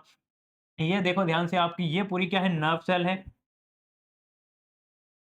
कैसा है? ये ब्रांच्ड स्ट्रक्चर दिख रहा है कि नहीं? ये देखो ध्यान से, ये पूरा ब्रांच्ड स्ट्रक्चर है, पूरा ब्रांच्ड है, पूरे ब्रांचेस हैं इसके पास। ये उसकी नर्व एंडिंग्स हो रही हैं, ये उसके डेंड्राइट्स हो रहे हैं। देख रहे हो आप डेंड्राइट्स? ये प्रेजेंट है इसका क्या? एक्सोन। ये रहा इसका न्यूक्लियस। यहाँ प्रेजेंट है इसका क्या? साइटोप्लाज्म। तो इस तरीके से हम सारी सेल्स की डिस्कवरी करें। ये आपको दिखाई दे रही है आपकी कौन सी है? बोन सेल है। बोन सेल प्रेजेंट है। ये मेल और फीमेल की क्या है? गैमेटिक सेल्स हैं। तो ये आपको स्पर्म दिख रहा होगा। ये है ओवम। स्पर्म और ओवम देखें। ये आपकी क्या है? ये फैट सेल्स हैं आपकी। ये हैं आपकी मसल सेल्स। तो इस तरीके से हमारे पास क्या है? अलग-अलग शेप, अलग-अलग साइज़ की सेल्स मिल रही हैं। अब इसी को देखें तो ये सबसे बड़ी सेल्स दिखाई दे, तो इंसानों में ही अगर हम देखें तो ये स्मॉलेस्ट सेल्स हो जाएगी सबसे। ओके, स्मॉलेस्ट सेल दिखाई दे रही है, सबसे छोटी सेल्स हो गई। तो ऐसे-ऐसे हमारे पास अलग-अलग शेप की, अलग-अलग साइज़ की क्या है? सेल्स प्रेज़ेंट है। हर सेल्स का अपना-अपना शेप है, अपना-अपना साइज़ है। ओके, ये सेल्स अगर आप देखें तो ये कौन सी सेल्स हैं? फटाफट मुझे ये कमेंट बॉक्स में लिख के बताएँगे सब लोग, जितने भी लोग हैं इसको आइडेंटिफाई करें, एनसीईआरटी बुक्स में देखें। आप बताइएगा कि ये कौन सी सेल्स हैं। चलिए, हाँ, ये प्लांट सेल्स हैं। प्लांट सेल में भी बताना है आपको ये कौन सी सेल्स हैं। तो ये आप सब लोग काय में लिखेंगे? यहाँ कमेंट बॉक्स में लिखिएगा फटाफट। चलिए, आगे बताइएगा कि अब हम बात करेंगे एक-एक पार्ट पर। हमारे पास 2 टाइप की सेल्स हैं, एक हो गई प्रोकैरियोटिक सेल्स और एक हो गई यूकैरियोटिक सेल्स। तो हम ज़्यादातर कहाँ जाने वाले हैं? अब हम डिटेल में पढ़ने वाले हैं आपकी प्रोकैरियोटिक सेल्स के बारे में। ये प्रोकैरियोटिक सेल्स बनी कैसे होती हैं, क्या-क्या पार्ट्स होते हैं, वो हम डिटेल में स्ट्रक्चर की बात करते हैं। सबसे पहले प्रोकैरियोट्स। देखो, कैरी का मतलब ही क्या होता है? याद रखिएगा, कैरियोटिक का मतलब ही होता है न्यूक्लियस। इनका न्यूक्लियस जो है वो कैसा है? प्रिमिटिव न्यूक्लियस है, मतलब बेचारों के पास न्यूक्लियस के ऊपर कवरिंग नहीं होती है। अब कहाँ-कहाँ, कौन-कौन सी सेल्स जो होती हैं वो प्रोकैरियोटिक होती हैं। तो हमने बात करा था प्रोकैरियोटिक सेल्स में क्या नहीं होता है? Okay, they do not have nuclear membrane. Nuclear membrane. भाई साहब, इनके पास न्यूक्लियस के आसपास क्या नहीं है? न्यूक्लियर मेम्ब्रेन नहीं है। मतलब डीएनए को कवर करने के लिए, जेनेटिक मटेरियल को कवर करने के लिए, सेफ रखने के पास इसके पास कोई मेम्ब्रेन बाउंड स्ट्रक्चर है ही नहीं। जब न्यूक्लियस के पास ही मेंबर नहीं है तो बाकी सारे स्ट्रक्चर्स में हो सकता है कि है नहीं। एग्जाम्पल की बात करें कि किस-किस में आपको ये इस टाइप की सेल्स मिलेंगी या आपको कौन-सी सेल जो है वो प्रोकैरियोटिक सेल्स होती हैं। तो ध्यान से पहला जो मेंबर होता है प्रोकैरियोटिक सेल्स का वो होते हैं आपके कौन? बैक्टीरिया। आपके जितने भी बैक्टीरियाज़ हैं, चाहे आपकी बैक्टीरिया फैमिली देख लें तो वो सब कुछ इसी में आते हैं। आप बैक्टीरिया ले लेते हैं, आपके साइनोबैक्टीरिया ले लेते हैं, ओके? हम पूरा ये सब कुछ स्ट्रक्चर पढ़ चुके हैं। बैक्टीरिया क्या होता है? मोनेरा किंगडम में हमारे आ गए थे बैक्टीरिया और साइनोबैक्टीरिया, ये दोनों मोनेरा किंगडम के मेंबर्स होते हैं। ओके, ये तो वैसे भी इसका दूसरा नाम क्या होता है? ब्लू ग्रीन एल्गी होता है। ये तो एल्गी फैमिली की मेंबर है और लोअर एल्गी है सबसे। ओके, उसके बाद आप देखें तो माइकोप्लाज्मा, तीसरा कौन है आपका? माइकोप्लाज्मा, तो अब ये भी स्मॉलेस्ट सेल है। एंड द फोर्थ जो है वो है PPLO, okay, pneumonia like organism, okay, pneumonia like organisms होते हैं आपके। अब ये निमोनिया लाइक ऑर्गेनिजम्स हो, पीपीएल हो, ये सारे स्ट्रक्चर्स की बात है। तो उसके अंदर हम बात करते हैं ये जो बैक्टीरियाज आप बात कर रहे थे कि यहाँ पर क्या प्रेजेंट होते हैं, ये बैक्टीरिया भी खुद क्या होते हैं, हमारे सारे बैक्टीरिया भी प्रोकैरियोटिक्स होते हैं। तो हमने उसमें शेप साइज के बेसिस पे बात किया था कि अगर स्फेरिकल होते हैं, ओके, अगर ये स्फेरिकल मिलते हैं तो स्फेरिकल वालों को हमने नाम क्या दिया था? स्फेरिकल वालों को हमने फोकस नाम दिया था। याद करो अगर कैसे होते हैं, रॉड शेप के होते हैं, तो जितने भी रॉड शेप के थे उसको हमने बेसिलस कहा था, बेसिलस। एंड द आपके कॉमा शेप के थे, तो जितने भी कॉमा शेप के थे उनको विब्रियो कहा था। ओके, स्पाइरल वाले को स्पाइरुला कहा था। एक स्पाइरिलम होते थे आपने। अलग-अलग शेप के अलग-अलग क्या मिलेंगे आपको? बैक्टीरियाज़ मिलेंगे। तो बैक्टीरिया के शेप क्या-क्या हो सकते हैं? तो बैक्टीरियाज़ के शेप हो सकते हैं स्फेरिकल, दैट मीन्स फोकस हो सकते हैं वो। ओके, मतलब जो आपके जितने भी बैक्टीरियाज़ कैसे हैं कोकस हैं, वो कैसे दिखेंगे आपके? इस तरीके के स्ट्रक्चर्स दिखाई देंगे, कभी अकेले, कभी डिप्लोकोकस रहेंगे। मोस्टली डिप्लोकोकस हमें दिखाई देते हैं। तो ये हैं आपके क्या? कोकस। अब दूसरे होते हैं आपके कौन से शेप? बेसिलस। तो बेसिलस वाले आपको कौन से मिलेंगे? कुछ ऐसे बेसिलस स्ट्रक्चर दिखाई देते हैं। तो ये बेसिक स्ट्रक्चर्स दिखाई देते हैं इनके। ये बेसिलस हो गए। आपके थर्ड होते हैं कॉमा शेप के। ये तो हो गए bacillus. And the next one है हमारे विब्रियो। विब्रियो में हमारे पास कौन से होते हैं जिनका शेप कैसा होता है? कॉमा शेप के रहते हैं ये। ये कॉमा शेप के रहेंगे। ये क्या कहलाएँगे आपके? सब विब्रियो कहलाएँगे। Okay, sorry. विब्रियो मिलेंगे। अब आएँगे स्पाइरलम। स्पाइरलम का नाम ही है स्पाइरला। ये कैसे होते हैं? स्पाइरलम्स के जैसे होते हैं। तो ये हैं आपके क्या? स्पाइरलम। तो ये स्पाइरल ऐसे स्ट्रक्चर दिखेंगे। तो ऐसे मल्टीपल स्ट्रक्चर्स आपको देखने को मिलते हैं किसके हैं? ये अलग-अलग टाइप के बैक्टीरियाओं के स्ट्रक्चर्स होते हैं। अब आता है कि इनके पास क्या नहीं होता है? इनके पास ट्रू न्यूक्लियस नहीं होता है। ट्रू न्यूक्लियस मतलब मेम्ब्रेन बाउंड न्यूक्लियस। इनके पास मेम्ब्रेन बाउंड न्यूक्लियस है ही नहीं। यदि न्यूक्लियर मेम्ब्रेन ही नहीं है तो ट्रू न्यूक्लियस की कैसे बात कर सकते हो? इनके पास ट्रू न्यूक्लियस नहीं होता है। इस सेल्स के पास क्या नहीं होता है? कोई भी पूछे प्रोकैरियोटिक सेल्स के पास क्या नहीं है? तो प्रोकैरियोटिक सेल्स के पास क्या नहीं मिल रहा है? ट्रू न्यूक्लियस प्रेजेंट नहीं है इनके पास। खुद का ट्रू न्यूक्लियस है ही नहीं। ओके। ओनली न्यूक्लियोइड रहता है। ओके, ओनली क्या मिलेगा इनको? न्यूक्लियोइड। सर ये न्यूक्लियोइड क्या होता है? सर्कुलर डीएनए होता है। क्या होता है? Circular DNA. अगर आप देखें तो न्यूक्लियोइडल रीजन की बात करें तो ये सर्कुलर डीएनए मिलेगा आपको। ये जो स्ट्रक्चर दिखाई दे रहा है ये आपको एक तरीके से गुच्छा ही से को हम इसी को न्यूक्लियोइडल रीजन कहा जाता है। तो याद रखिए क्या होता है ये? न्यूक्लियोइडल रीजन होता है वो रीजन जहां पर आपका जेनेटिक मटेरियल प्रेजेंट होगा। यही वो रीजन है। बट कैसा रहेगा वो? सर्कुलर डीएनए प्रेजेंट होता है। न्यूक्लियोइडल मोस्टली अगर आप बात करें, हाँ, तो कुछ इस तरीके के स्ट्रक्चर्स आप याद रखो। ये कैसे स्ट्रक्चर होते हैं? कुछ सर्कुलर डीएनए वाले स्ट्रक्चर होते हैं। ओके, ये सर्कुलर डीएनए काफ़ी हमारे लिए काम आएगा आगे फ्यूचर में। ओके, तो सर्कुलर डीएनए याद रखिएगा कि किसमें प्रेज़ेंट होता है?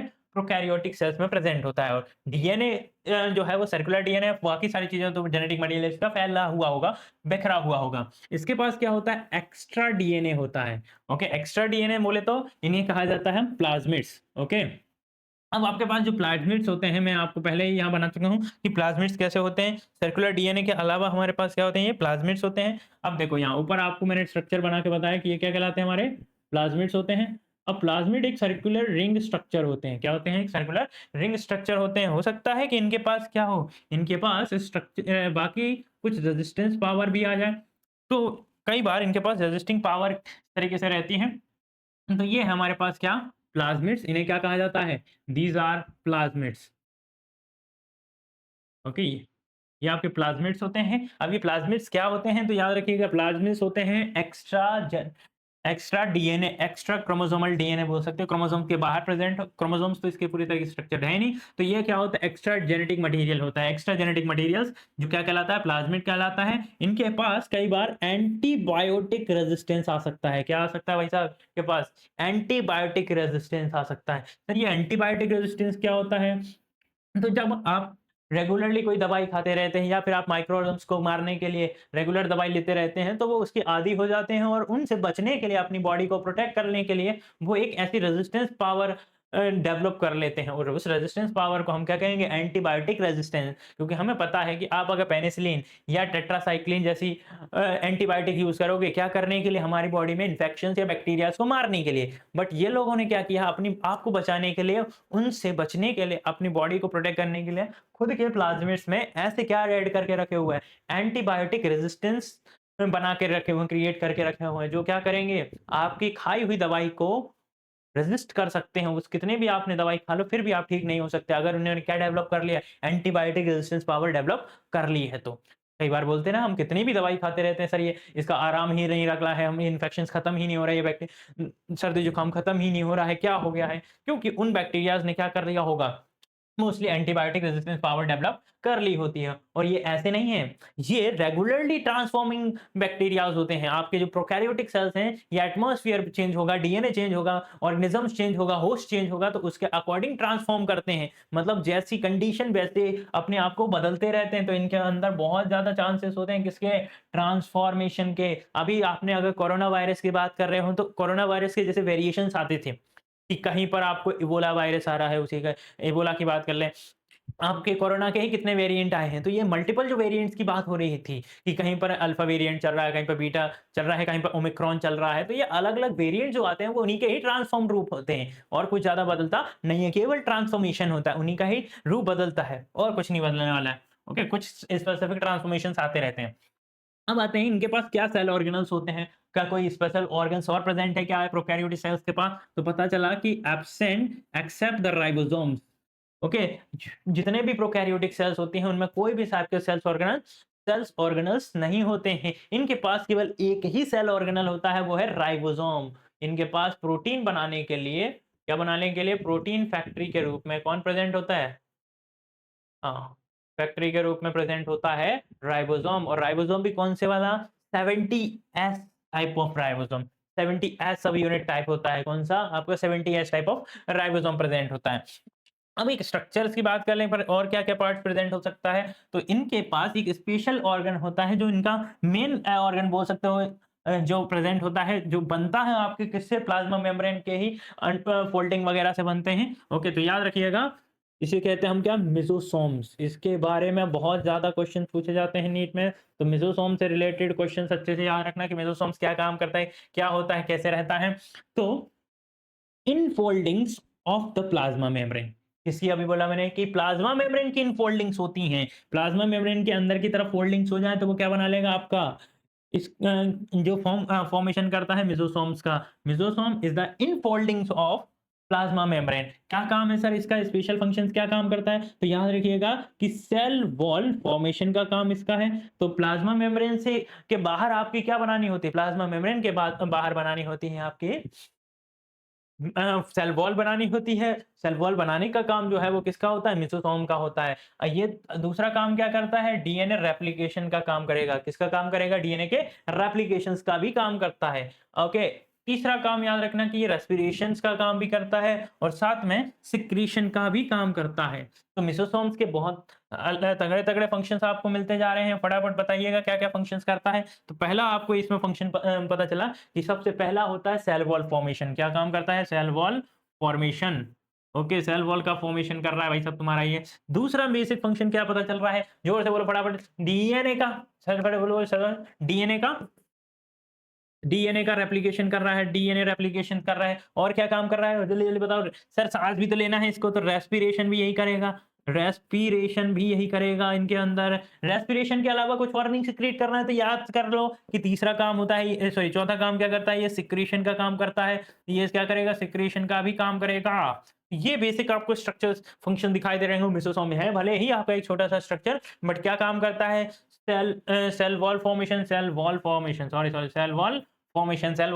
करेगा, डीएनए का रेप्लिकेशन करेगा, डीएनए की कॉपी बनाना। ओके, रेप्लिकेशन का मतलब कॉपी बनाना, तो डीएनए की कॉपीज बनाता है, सांस लेने के लिए जनरली मदद करेगा, तो रेप्लिकेशन रेस्पिरेशन का मदद मदद करने वाला है। कुछ हार्मोन्स वगैरह और बाकी सारी चीजों के सिक्रेशन के लिए ये क्या करता है, सिक्रेटरी ऑर्गन की तरह काम करता है। अब आता है कि इसके जो क्रोमेटोफोर्स होते हैं, chromatophores in the cyanobacteria which is a pigment. Okay, इनके पास देखो बाकी सारे बैक्टीरियाज और बाकी सारे सेल्स के पास स्पेशल कुछ नहीं है, इसके पास क्या होता है, क्रोमेटोफोर्स होते हैं। स्पेशल क्या है साइनोबैक्टीरिया में, स्पेशल इसके पास क्या है, साइनोबैक्टीरिया जो होता है वो ऑटोट्रॉपिक होता है, ऑटोट्रॉपिक होता है। अब सब पूछोगे ना ऑटोट्रॉपिक क्यों होता है, क्या होता है इसके पास ऑटोट्रॉपिक के लिए स्पेशल क्या बना लिया इसने, तो पता चला ये ऑटोट्रॉपिक है। क्यों है, कैसे हैं, तो ध्यान से सुनो। ये ऑटोट्रॉपिक हैं इसलिए ये क्या कर रहे हैं, फोटोसिंथेसिस कर रहे हैं। ओके, फोटोसिंथेसिस कर रहे हैं, फोटोसिंथेसिस कर रहे हैं क्यों, क्योंकि इनके पास पिगमेंट है। सर कौन सा पिगमेंट है, तो इनके पास क्लोरोप्लास्ट है। क्लोरोप्लास्ट कहाँ से आ रहा है, तो क्लोरोप्लास्ट आ रहा है इनके पास कहाँ से, क्रोमेटोफोर से आता है इसका। ओके, कहाँ से आता है, क्रोमेटोफोर से। ध्यान से दो, इनके पास स्पेशल है क्रोमेटोपोर्स। क्रोमेटोपोर्स क्या करते हैं, क्रोमेटोपोर्स इसके अंदर क्रोमेटोपोर्स से बनेगा इनके पास पिगमेंट। वो पिगमेंट क्या काम करता है, इनके लिए क्लोरोफिल का काम करेगा। क्लोरोफिल किस काम आएगा, ऑटोट्रॉपिक है इसलिए ये लोग खाना बनाएंगे, फोटोसिंथेसिस करने के काम आएगा। ये बेसिक काम होते हैं इसके, और बाकी कोई स्ट्रक्चर नहीं है। अब यहाँ ध्यान से देखो, अगर आप तुम एक यूकैरियोटिक सेल का स्ट्रक्चर देखो तो आपको कुछ बेसिक स्ट्रक्चर दिखाई देंगे। ओके, ये क्या हुआ,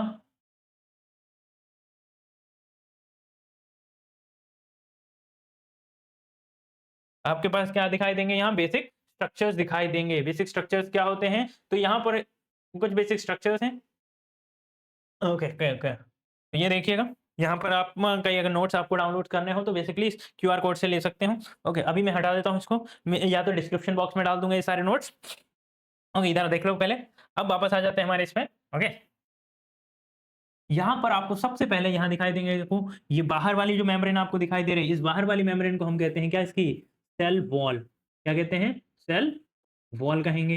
अब ये जो सेल वॉल है वो प्रेजेंट है। सेल वॉल के अलावा आपको यहाँ पर दिखाई देगी ये लंबी सी पूंछ। ये जो लंबी सी पूंछ है इसको हम कहते हैं क्या, फ्लैजिला। इसे क्या कहेंगे, फ्लैजिला कहेंगे। अब फ्लैजिला के अंदर आप देखो तो ये आपको यहाँ पर इसका ये जो दिखाई दे रहे हैं इसको कहते हैं हम क्या, प्लाज्मिड्स। ये क्या है, इसके प्लाज्मिड्स हैं। हाँ, अब बाकी सारा फ्लूइड जो प्रेजेंट है वो बाकी सारा फ्लूइड जो प्रेजेंट है उसे हम क्या कहेंगे, आपका साइटोप्लाज्म कहेंगे। और ये जो दिखाई दे रहे हैं ये हैं आपके वही प्यारे राइबोसोम्स। ये रहा आपका जेनेटिक मटेरियल। उसके अलावा अगर आप यहाँ स्ट्रक्चर्स की बात करो तो यहाँ पर प्रेजेंट होते हैं इसके स्ट्रक्चर्स। तो मैं आपको बनाकर दिखा देता हूँ कि कैसे स्ट्रक्चर्स प्रेजेंट होते हैं स्पेशल। ओके, अनफोल्डिंग स्ट्रक्चर्स समझ लो।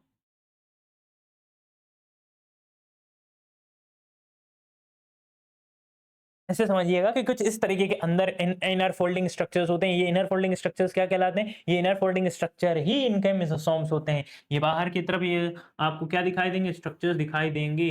ये जो अंदर से बाहर आपको स्ट्रक्चर दिखाई देंगे ये इसके स्ट्रक्चर्स को हमने मेसोसोम नाम दिया। ओके, बाहर आपको ये बहुत सारे हेयर लाइक स्ट्रक्चर्स दिखाई देंगे तो इन्हें क्या कहा जाता है, फिम्बरी कहा जाता है। क्या कहा जाता है, पिलाई या देखो ये जो आपको बाहर ये जो बड़े बड़े दिखाई दे रहे हैं स्ट्रक्चर्स, इन बड़े बड़े स्ट्रक्चर्स को क्या कहा जाता है, इनको कहा जाता है पिलाई। ओके, और ये जो आपको छोटे छोटे स्ट्रक्चर दिखाई देते हैं इनको हम कहते हैं क्या, फिम्बरी। ओके, फिम्बरी हो गए। तो ये मल्टीपल स्ट्रक्चर्स इसमें देखने को मिलेंगे और इसका मेन चीज क्या है, न्यूक्लियोइड रीजन है। ये न्यूक्लियोइड रीजन मिलेगा आपको ये कंप्लीट। इस न्यूक्लियोइड रीजन में आपको क्या मिलेंगे, आपके क्रोमोसोम या डीएनए मिलेगा। क्रोमोसोम और डीएनए ही इसका जेनेटिक मटेरियल होता है। अब यहाँ देखें इसके अंदर के अगर स्ट्रक्चर्स की बात करें तो इनके पास आपको कैप, बाहर की तरफ आपको मेन चीज जो मिलेगी वो होता है इसका कैप्सूल। क्या प्रेजेंट होता है इसका, कैप्सूल प्रेजेंट होता है। कैप्सूल के जस्ट नीचे आपको मिलेगी इसकी सेल वॉल। ओके, ऐसे समझिए कि जो पिंक कलर की आपको दिखाई दे रही है, पिंक कलर की ही सेल वॉल है इसकी। सेल वॉल के अंदर आपको मिलेगी क्या, इसकी प्लाज्मा मेम्ब्रेन। Plasma membrane. तो आपको एक बेसिक स्ट्रक्चर्स दिखाई दे रहे हैं, क्या-क्या इसके पास होता है, कौन-कौन से स्ट्रक्चर प्रेजेंट होते हैं। बट अगर आप इसको कंपेयर करते हैं एक यूकैरियोटिक सेल से, ये एक मैं मान लेता हूँ ये एक टिपिकल यूकैरियोटिक सेल्स है, जिसका ये एक टिपिकल यूकैरियोटिक सेल्स को अगर आप इससे कंपेयर करें तो बहुत ज़्यादा डिफरेंस है इन दोनों में। क्या है, इसके पास बहुत सारे सेल ऑर्गेनल्स आपको दिखाई दे रहे होंगे, बट इसके अंदर बहुत ज़्यादा कोई सेल ऑर्गेनल्स नहीं है, कोई एक्स्ट्रा स्ट्रक्चर नहीं दिखाई दे रहे हैं, कोई कॉम्प्लेक्सिटी नहीं है, भाई सिंपल जीवन जी रहा है, कुछ नहीं चाहिए इसको। अगर यहाँ की बात करें तो यहाँ पर कॉम्प्लेक्सिटी बहुत ज़्यादा है, बहुत सारे ऑर्गेनल्स हैं, बहुत सारी कॉम्प्लेक्सिटीज़ दिखाई दे रही हैं। तो अगर हम इनकी साइज़ बात करें, भई ये तो छोटे-छोटे सेल्स हो गए, ज़्यादातर बैक्टीरियल सेल्स के बैक्टीरिया हैं, साइज़ आपको देखो कितना मिलेगा 2 से 5 2 से सॉरी 3 से 5 माइक्रोमीटर के पास मिलेगी। ये टिपिकल स्ट्रक्चर है। इनको अपना साइज़ जो रखना होता है वो 10 से 20 माइक्रोमीटर तक रखना होता है, ये बड़े होते हैं स्ट्रक्चर में। तो इनका साइज़ ज़्यादा बड़ा होगा। इनका साइज़ की बात करें तो ये एक टिपिकल क्या है, यूकैरियोटिक सेल्स हैं। जब यूकैरियोटिक है तो इनका साइज़ भी बड़ा होगा as compare to prokaryotic. Prokaryotic cells का साइज़ ही कितना है? भाई साहब हमारे वाले साइज़ ही कम है। कितना साइज़ अगर आप कंपैरिज़न करते हैं तो इनका साइज़ कितना ही मिलेगा, 2 से 5 माइक्रोमीटर के आस-पास होगा। भैया पीपीएल तो और ये दोनों तो अलग ही क्या है, अलग लेवल पे जी रहा है। ये तो 0.3 माइक्रोमीटर में ही जी ले रहे हैं। आप अगर कंपैरिज़न की बात करें तो यहाँ देखो ये एक टिपिकल बैक्टीरियल सेल जिसकी हम वहाँ बात करें, एक टिपिकल बैक्टीरिया की बात करें, तो एक टिपिकल बैक्टीरिया कितना ही जाएगा, 1 से 2 माइक्रोमीटर में खुश हो जाता है वो तो। एक टिपिकल बैक्टीरिया इतने में खुश है। और एक पीपीएलओ की बात करें तो एक पीपीएलओ कहाँ चला जाता है? एक पीपीएलओ आपका 0.1 माइक्रोमीटर तक आ जाता है। 0.1 माइक्रोमीटर की बात हो रही है भाई। उससे भी अगर हम नीचे जाते हैं तो वायरसेस आ जाते हैं। वायरसेस जो हैं वो आपके 0.02 से लेकर 0.2 माइक्रोमीटर के आसपास आ जाते हैं। मतलब उससे भी छोटे कौन होते हैं? वायरसेस होते हैं। अगर आप कंपैरिजन करो साइज के बेसिस पे, किसके बेसिस पे कंपैरिजन करो? आप साइज के बेसिस पे कंपैरिजन करने चले जाओ। कई बार क्वेश्चंस बना लेते हैं कि कौन सा इनको अरेंज करूं इंक्रीजिंग ऑर्डर में, डिक्रीजिंग ऑर्डर के बेसिस पे, तो आपको सबके साइज दिखाई दे रहे होंगे। देखो पीपीएलओ हमेशा 0.1 के आसपास रहने वाले हैं और वायरस को 0.2 से लेकर 0.02 से लेकर 0.2 के आसपास मिलने वाले हैं। सबसे पहले तो आपको शुरू में पीपीएलओ ही दिखेंगे। अब पीपीएलओ से बड़ा कौन मिलेगा? तो पीपीएलओ से आपको वायरसेस बड़े मिल जाएंगे। अब वायरस से बड़े कौन होंगे? तो आपको माइकोप्लाज्मा मिल जाएगा। आपका जो माइको है वो माइकोप्लाज्मा मिल जाएगा। और माइकोप्लाज्मा से भी बड़े कौन हो गए? तो आप एज़ कंपेयर टू अगर हम बात करते हैं, कंपैरिज़न करते जाएँ तो माइक्रो के बाद आ जाएगा आपका बैक्टीरिया, बैक्टीरिया के बाद आ जाएँगे आपकी ये सेल्स। एनिमल सेल्स की बात कर लो, तो ये एनिमल सेल्स ऐसे क्लासिफिकेशंस करते जा रहे हैं। एग्ज़ैक्ट आपको वैल्यूज़ याद रखें, ये डेटा के हिसाब से आप कंपैरिज़न कर सकते हैं कि कौन सबसे ज़्यादा बड़ा है, कौन सा छोटा है। और ये सारी सेल्स का कंपैरिज़न इसी तरीके से खत्म हो जाता है। अब आता है सर कि एक सेल्स जो है वो अभी आपने बोला कि मल्टीपल कवरिंग से बना होता है। अभी हमने कुछ डिटेल्स की बात की कि एक यूकैरियोटिक सेल्स के ऊपर अलग-अलग कवरिंग होती है। सर प्लाज्मा मेम्ब्रेन हो सकती है, सेल वॉल हो सकती है और कैप्सूल्स भी हो सकते हैं अगर उसकी बात करें तो। ओके, बैक्टीरिया के पास ये सारी चीज़ें थी। तो अभी हमारे इसके अंदर 3 अलग-अलग मेम्ब्रेन्स दिखाई दे रही थी। ओके, कितनी मेम्ब्रेन्स दिखाई दे रही थी? 3 अलग-अलग मेम्ब्रेन्स एनवेलप में दिखाई दे रही थी। उसको पूरी कवरिंग अगर हम देखें तो क्या-क्या होता है? ओके। पहली जो मेम्ब्रेन है वो क्या होती है? ग्लाइकोकाइलिक्स की बनी हुई। ओके, सेकंड देखो ग्लाइकोकाइलिक्स की बनी हुई क्या होती है? कैप्सूल होता है इसका। क्या होता है? कैप्सूल होता है। कैप्सूल काहे का बना होता है? ग्लाइकोकाइलिक्स का बना होता है। इसके बाद आपको दिखाई देगी यहाँ पर क्या? सेल्युलोज। ओके। देन उसके बाद आ जाएगी इसकी प्लाज्मा मेम्ब्रेन। तो आपको पहला स्ट्रक्चर यहाँ दिखाई दे रहा होगा, दूसरा यहाँ, ये तीसरी ये। तो टोटल कितने आपको कवरिंग दिखाई दे रही है? टोटल 3 अलग-अलग लेवल ऑफ कवरिंग यहाँ पर देखने को मिलती है। एक बैक्टीरिया की बात करें तो इसका मतलब एक बैक्टीरिया के पास आपको बाहर से एक एनवेलप देखने को मिलेगा, जो होगा काय का? इसके कैप्सूल का। कैप्सूल के जस्ट नीचे आपको मिलेगी इसकी क्या? Cell wall. सेल वॉल के जस्ट नीचे आपको क्या मिलेगा? इसकी मेम्ब्रेन देखने को मिल जाएगी या मेम्ब्रेन प्रेजेंट होगी। तो ये अलग-अलग स्ट्रक्चर के बेसिस पे हुआ, तो 3 अलग-अलग स्ट्रक्चर प्रेजेंट है। तो सोचो कितनी थिकनेस हो सकती है इसकी। उस थिकनेस के बेसिस पर अलग-अलग साइंटिस्टों ने क्या किया, इनके अलग-अलग बैक्टीरियाज़ को क्लासिफाई करने की कोशिश की। आपको पता है कि अगर जितने ज़्यादा स्किन मोटी होगी, तो उसके एब्ज़ॉर्प्शन पावर पे भी उतना ही इफ़ेक्ट पड़ेगा कि कलर को एब्ज़ॉर्ब कितना करके रख सकते हैं, होल्ड कितना कर सकते हैं उस कलर्स को, कितने ज़्यादा कलर्ड रह सकते हैं, स्टेन कितने एब्ज़ॉर्ब कर लेंगे। तो उसके बेसिस पे उन्होंने किया। तो अलग-अलग साइंटिस्टों ने बैक्टीरिया को क्लासिफाई करने के लिए उनको कौन-सी मेथड से क्लासिफाई किया? उनको क्लासिफाई करने के लिए उन्होंने स्टेन मेथड का यूज़ किया। स्टेन मेथड के बेसिस में उन्होंने क्या किया? ध्यान से सुनना। एक होते हैं कौन से बैक्टीरिया जिन्हें हमने नाम दिया है ग्राम पॉजिटिव बैक्टीरिया। और दूसरे होते हैं ग्राम नेगेटिव बैक्टीरिया। ये ग्राम पॉजिटिव और ग्राम नेगेटिव है क्या, कोई वेट की बात नहीं हो रही यहाँ की बैक्टीरिया को वजन करने जा रहे हैं कि एक का वेट पॉजिटिव आया होगा, एक का वेट नेगेटिव, बिल्कुल नहीं। यहाँ पॉजिटिव और नेगेटिव का मतलब यहाँ ग्राम से नहीं है, ग्राम का मतलब यहाँ साइंटिस्ट के नाम से है। तो यहाँ पर जो पहले ये मेथड डेवलप करने वाले साइंटिस्ट जो थे वो ग्राम थे, तो ग्राम के ऑनर के बेसिस पे, उनके नाम के बेसिस पे इनके बैक्टीरियाओं के नाम से रख दिया गया कि ग्राम पॉजिटिव बैक्टीरिया होंगे और ग्राम नेगेटिव बैक्टीरिया होंगे। तो ये याद रखना, ये ग्राम जो वर्ड है वो कहाँ से आया, समझ में आया? इसका नाम है, साइंटिस्ट का नाम है, वो साइंटिस्ट के बेसिस पे ये नाम रखा गया था।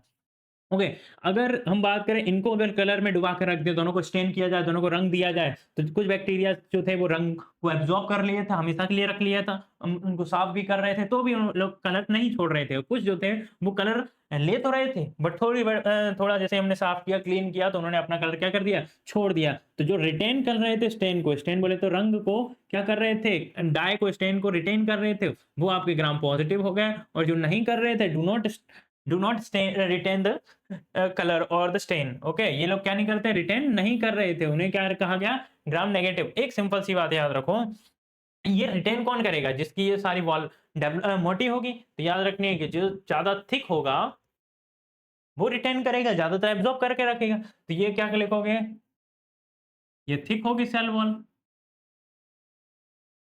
और इनकी कैसे रहेगी, थिन मिलेगी आपको। क्यों मिलेगी, क्योंकि तभी तो ये रिटेन नहीं कर रहे हैं, पतली है इसीलिए जल्दी धुल जा रहे हैं और इजीली कलर को छोड़ दे रहे हैं। अब इसकी बाहर की कवरिंग जो थी वो कैप्सूल था, कैप्सूल काय का बना है, ग्लाइकोकैलिक्स का। बेसिकली कैसा होता है, स्लाइम लेयर्स होती हैं जो क्या करती है, इसको चिपचिपा और कैप्सूल का फॉर्मेशन करता है।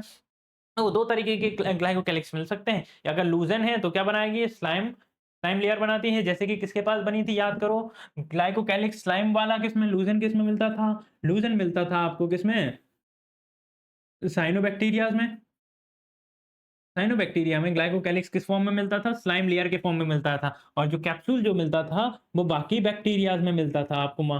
बाकी बैक्टीरियाज में आप अगर कंपैरिजन करेंगे तो ग्लाइकोकैलिक्स के कैप्सूल्स नहीं रहता है, ओके सॉरी, इन सब में बैक्टीरियाज में कैप्सूल रहेगा, बट साइनोबैक्टीरिया में क्या रहता है, ब्लू ग्रीन एल्गी में ये किसका फॉर्म बन जाता है, ये बन जाता है स्लाइम लेयर, वो तो लूजन लेयर बन जाती है इसकी। अब जो सेल वॉल है इसी के जस्ट नीचे, तो पता चलता है कि जो सेल वॉल है वो इसको शेप प्रोवाइड करती है, क्या प्रोवाइड करती है, शेप प्रोवाइड करती है, और साथ में इसको क्या करती है, फिजिकल सपोर्ट देती है। बाहर से कोई भी मैकेनिकल हार्म्स होते हैं या सेल्स को खराब करने के लिए कुछ स्ट्रक्चर्स बनते हैं, तो वो क्या करेगी, इसको प्रोटेक्ट कर देगी।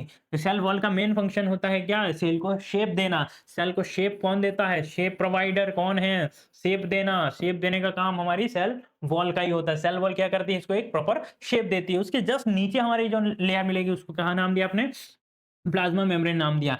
प्लाज्मा मेम्ब्रेन का दूसरा नाम क्या कहा जाता है, एसपीएम भी कहा जाता है। क्या कहा जाता है, एसपीएम।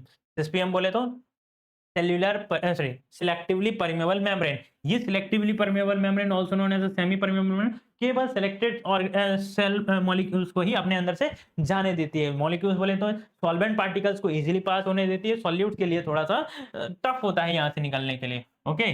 तो जैसे यूकैरियोट्स के पास होती है, इनके पास सिमिलैरिटी समझ में आया, प्रोकैरियोटिक और यूकैरियोटिक में एक बेसिक सिमिलैरिटीज पता चल रही है, एक राइबोसोम वाली सिमिलैरिटीज पता चल रही है, और दूसरी मोस्ट इंपोर्टेंट सिमिलैरिटीज यहाँ पता चल रही है कि प्लाज्मा मेम्ब्रेन इनकी भी सिलेक्टिवली परमेबल है, जैसे किसकी थी, यूकैरियोट्स की। तो प्रोकैरियोटिक और यूकैरियोटिक में एक बेसिक डिफरेंस के साथ-साथ हमें सिमिलैरिटीज भी पता होनी चाहिए कि दो सिमिलैरिटीज तो हैं ही। एक है कौन सा, राइबोसोम पर, उनका राइबोसोम कौन सा, एटीएस राइबोसोम है। प्रोकैरियोट्स के पास, हमारे अभी तक प्रोकैरियोट्स के पास कौन सा राइबोसोम आया है, 70S राइबोसोम आया है। तो ये 70S टाइप ऑफ राइबोसोम रखेंगे, और इसके साथ इनके पास सिलेक्टिवली परमेबल मेम्ब्रेन, वही लिपिड और प्रोटीन की बनी हुई। इनके पास स्पेशल लोकोमोटरी ऑर्गन होता है, इनके पास लोकोमोशन के लिए, काहे के लिए, लोकोमोटरी ऑर्गन कौन होता है, फ्लैजिला होता है। फ्लैजिला वही पूंछ जैसे स्ट्रक्चर, ओके।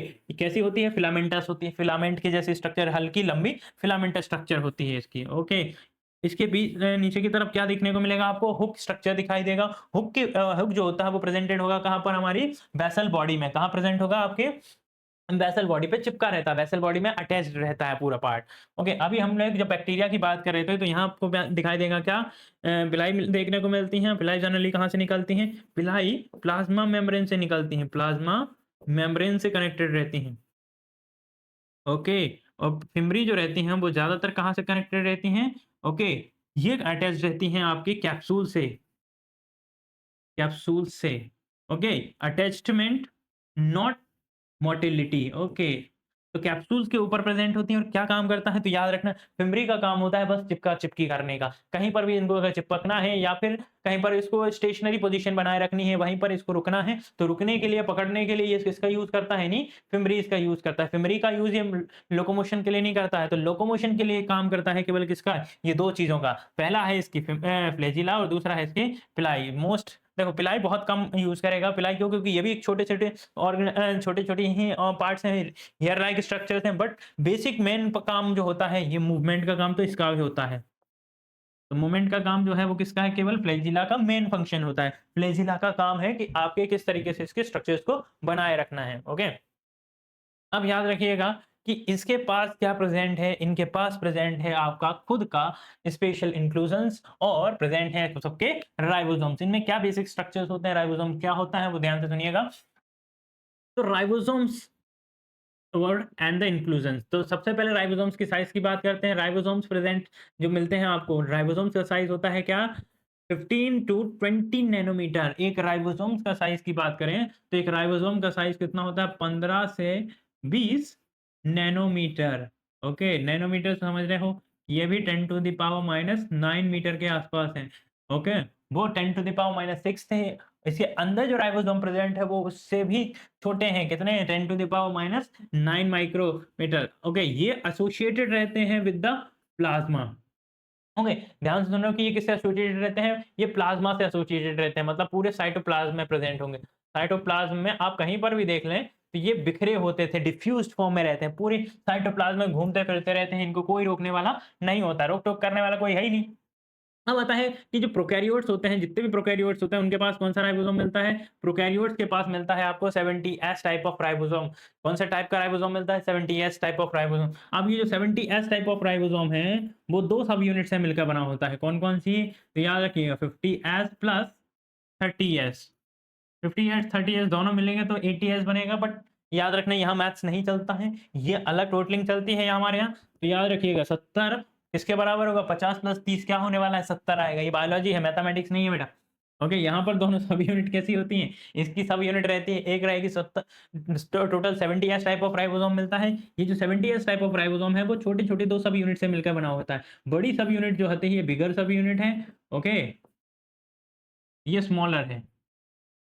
तो दो सब यूनिट होती हैं, बड़ी सब यूनिट होती है 50 की, छोटी सब यूनिट रहेगी कितने की, 30 की। दोनों मिलकर क्या बनाएंगे, आपकी 70S की एक टोटल राइबोसोम बनाएगा, जो प्रेजेंट होगा किसके अंदर, प्रोकैरियोट्स के अंदर। प्रोकैरियोट्स के पास 70S type of ribosome present होता है।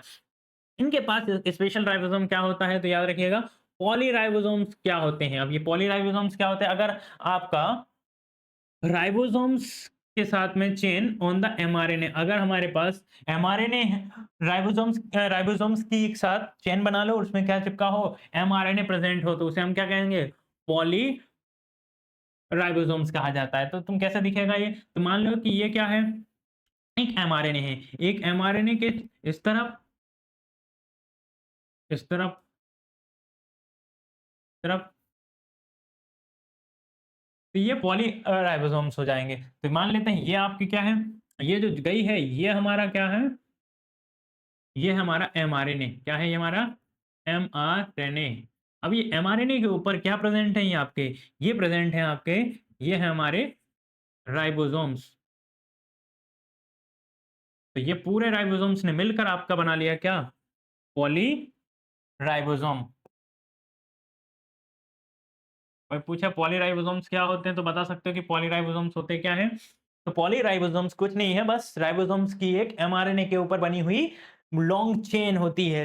अगर सारे एमआरएनए के ऊपर सारे आपके राइबोसोम्स क्या हो गए, जुड़ गए दोनों तरफ से, तो वो क्या बना लेते हैं, क्योंकि ये राइबोसोम्स के ऊपर एक दोनों यूनिट्स के बीच में जो गैप जाता है, उन गैप के बीच में कौन आ जाता है, एमआरएनए आ जाता है। तो राइबोसोम्स की दोनों यूनिट के बीच में से जब कौन गुजरता है, एमआरएनए गुजरता है, तो एक लंबी चेन बन जाती है। ये जो चेन है आपकी क्या बना देती है, आपका पॉलीराइबोसोम्स बना लेती है।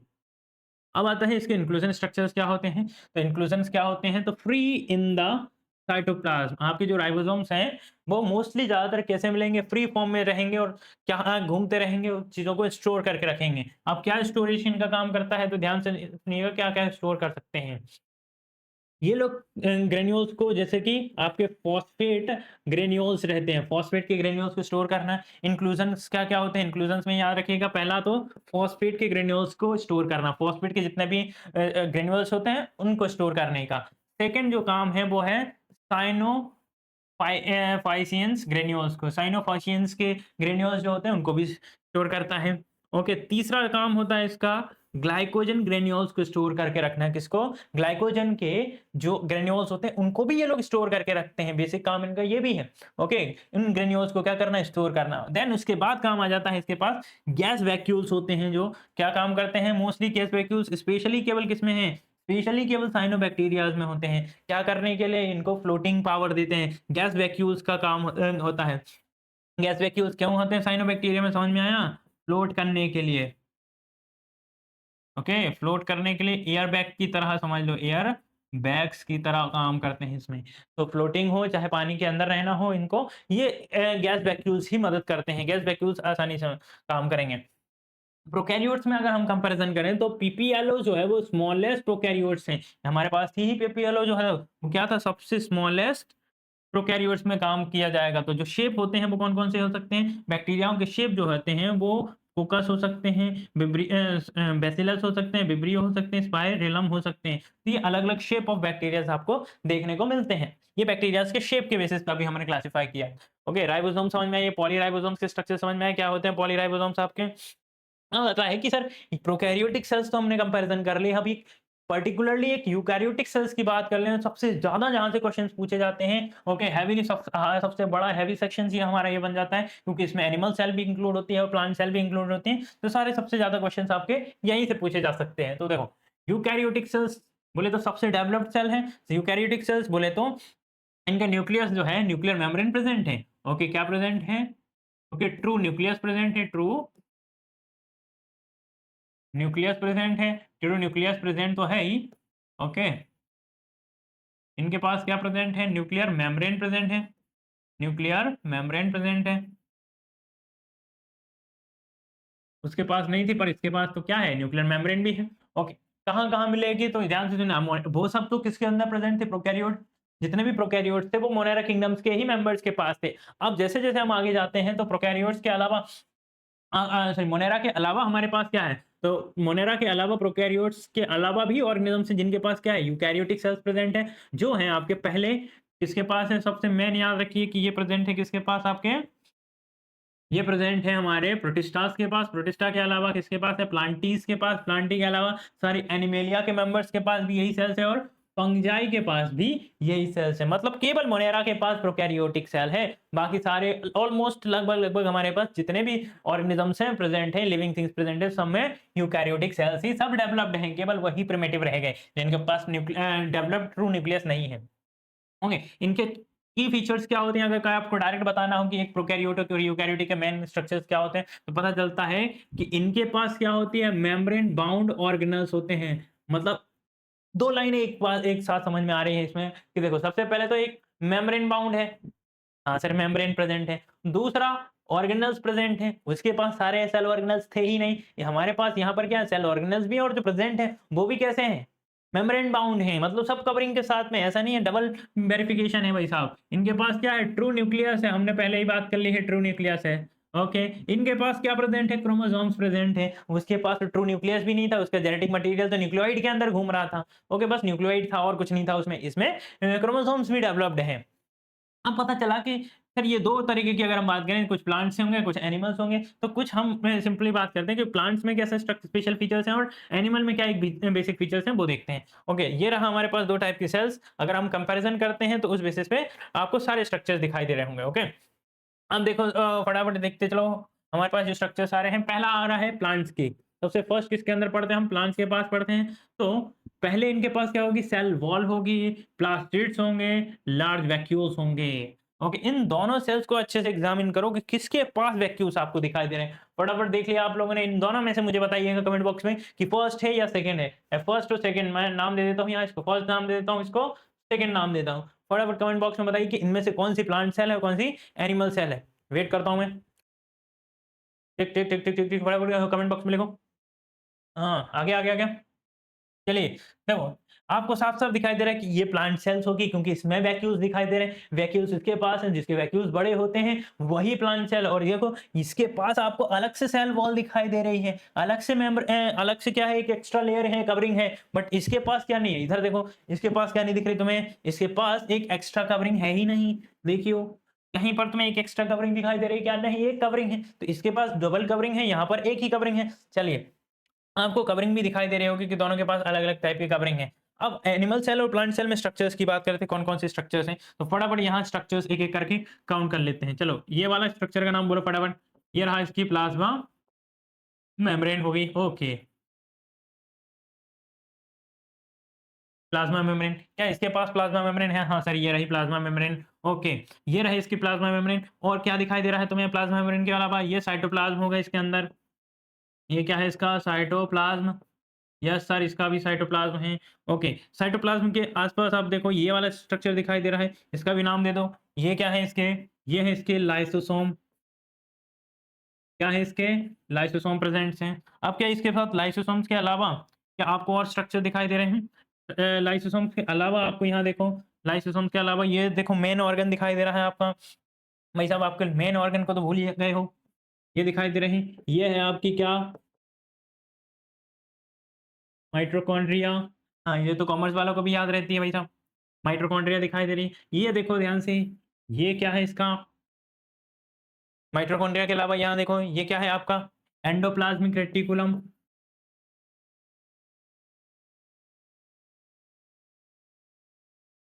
Okay, endoplasmic reticulum. Endoplasmic reticulum से थोड़ा सा दूर भागते हैं। ओके, एंडोप्लाज्मिक रेटिकुलम से दूर भागे और यहाँ पता चला कि ये देखो, ये क्या आपकी गोल्जी बॉडी दिखाई दे रही है। गोल्जी बॉडी यहाँ पर छुपी बैठी है। Okay, Golgi body. Golgi body के अलावा आपको कुछ दिखाई दे रहे हैं? सिर सर ये बिखरे हुए छोटे-छोटे से जो इसके ऊपर भी चिपके हैं पर इसके पास भी हैं। तो क्या आपको ये दिखाई दे रहे होंगे? तो आप यहाँ मेरे को देख के बताएँगे, अरे किधर गए? ये रहे। क्या ये हमारे पास आपके राइबोसोम्स हो गए? राइबोसोम्स के अलावा आपको स्ट्रक्चर्स दिखाई दे रहे होंगे, ये रहे हमारे स्ट्रक्चर्स। ओके, ये हो गए राइबोसोम्स। राइबोसोम्स के अलावा इनको क्या नाम दे देते हैं हमारे? ये हैं कौन से? वैक्यूल्स। ये हैं इसके वैक्यूल्स। वैक्यूल्स के अलावा आप देखो स्ट्रक्चर्स फटाफट देखिए। वैक्यूल्स के अलावा स्ट्रक्चर्स दिखाई दे रहे हैं आपको। हाँ, मेन इसको जो भूल ही गए भाई साहब, ये हमारा न्यूक्लियस है। कौन है ये? ये रहा आपका न्यूक्लियस। न्यूक्लियस के अंदर की भी बात कर ही लेते हैं हम। ओके, करंटली अब वही हैं ही तो अपने न्यूक्लियस के अंदर। तो ये क्या आपका? ये न्यूक्लियोइड है। ये न्यूक्लियोइड मिल जाएगा। क्या ये न्यूक्लियोइड्स के न्यूक्लियस के अंदर ही अगर हम ध्यान से देखें तो ये न्यूक्लियर पोर्स दिखाई दे रहे हैं। ये भी क्या है हमारे पास? राइबोसोम्स हैं। ओके, पोर्स बोल दो इनको तो। न्यूक्लियस के अंदर भी आपको क्या मिलेंगे? राइबोसोम्स और पोर्स दोनों मिलेंगे, जो अंदर-बाहर दोनों आपके घूम रहे होंगे।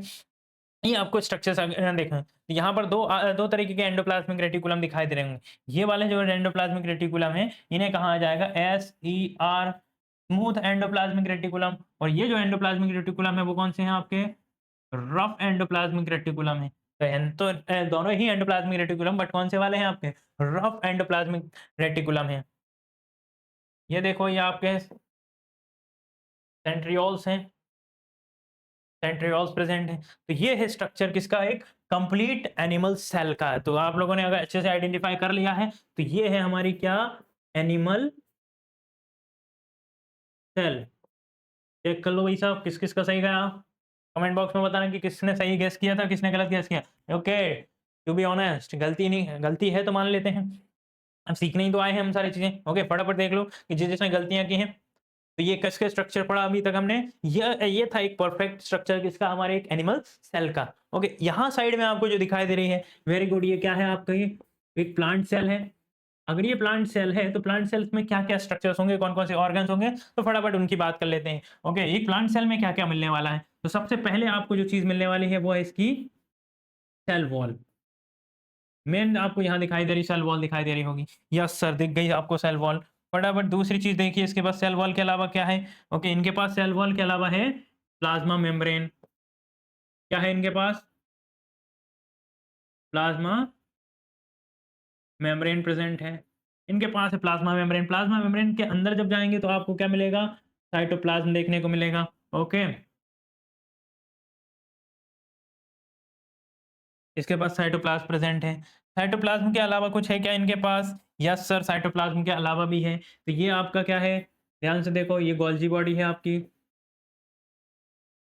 Golgi apparatus also known as क्योंकि कैमिलो गोल्जी ने बताया उसके नाम पे इसका भी नाम पड़ गया कैमिलो गोल्जी के बेसिस पे। अब यहाँ देखें, ये दिखाई दे रहा होगा स्ट्रक्चर, ये क्या है इसका सर, ईआर एंडोप्लाज्मिक रेटिकुलम आ गया यहाँ पर भी। तो ये एंडोप्लाज्मिक रेटिकुलम हो गया इसके पास। ओके, साइटोप्लाज्म होगी। क्या ये आपका माइटोकॉन्ड्रियाज हो गए, वही power house of the cell.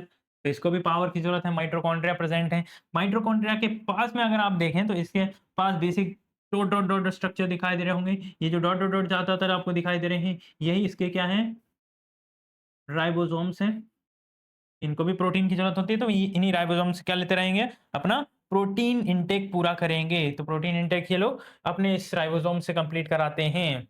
Okay, चलो इधर देखो आगे, प्रोटीन इंटेक हो गया इनका। और कुछ इसमें आपको दिखाई दे रहे होंगे, ये तो माइटोकॉन्ड्रिया, ये रहा आपका क्या, वैक्यूल्स।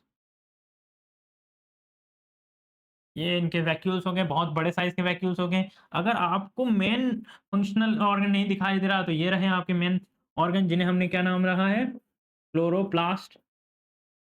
ये इनके मेन ऑर्गन्स हैं, क्लोरोप्लास्ट होते हैं। यही तो मेन ऑर्गन्स है जो आपके क्या करने वाले हैं, फंक्शन परफॉर्म करने वाले हैं। ओके, ये रहा आपके पास क्या, न्यूक्लियस। ये रहा इसका क्या, न्यूक्लियोइड।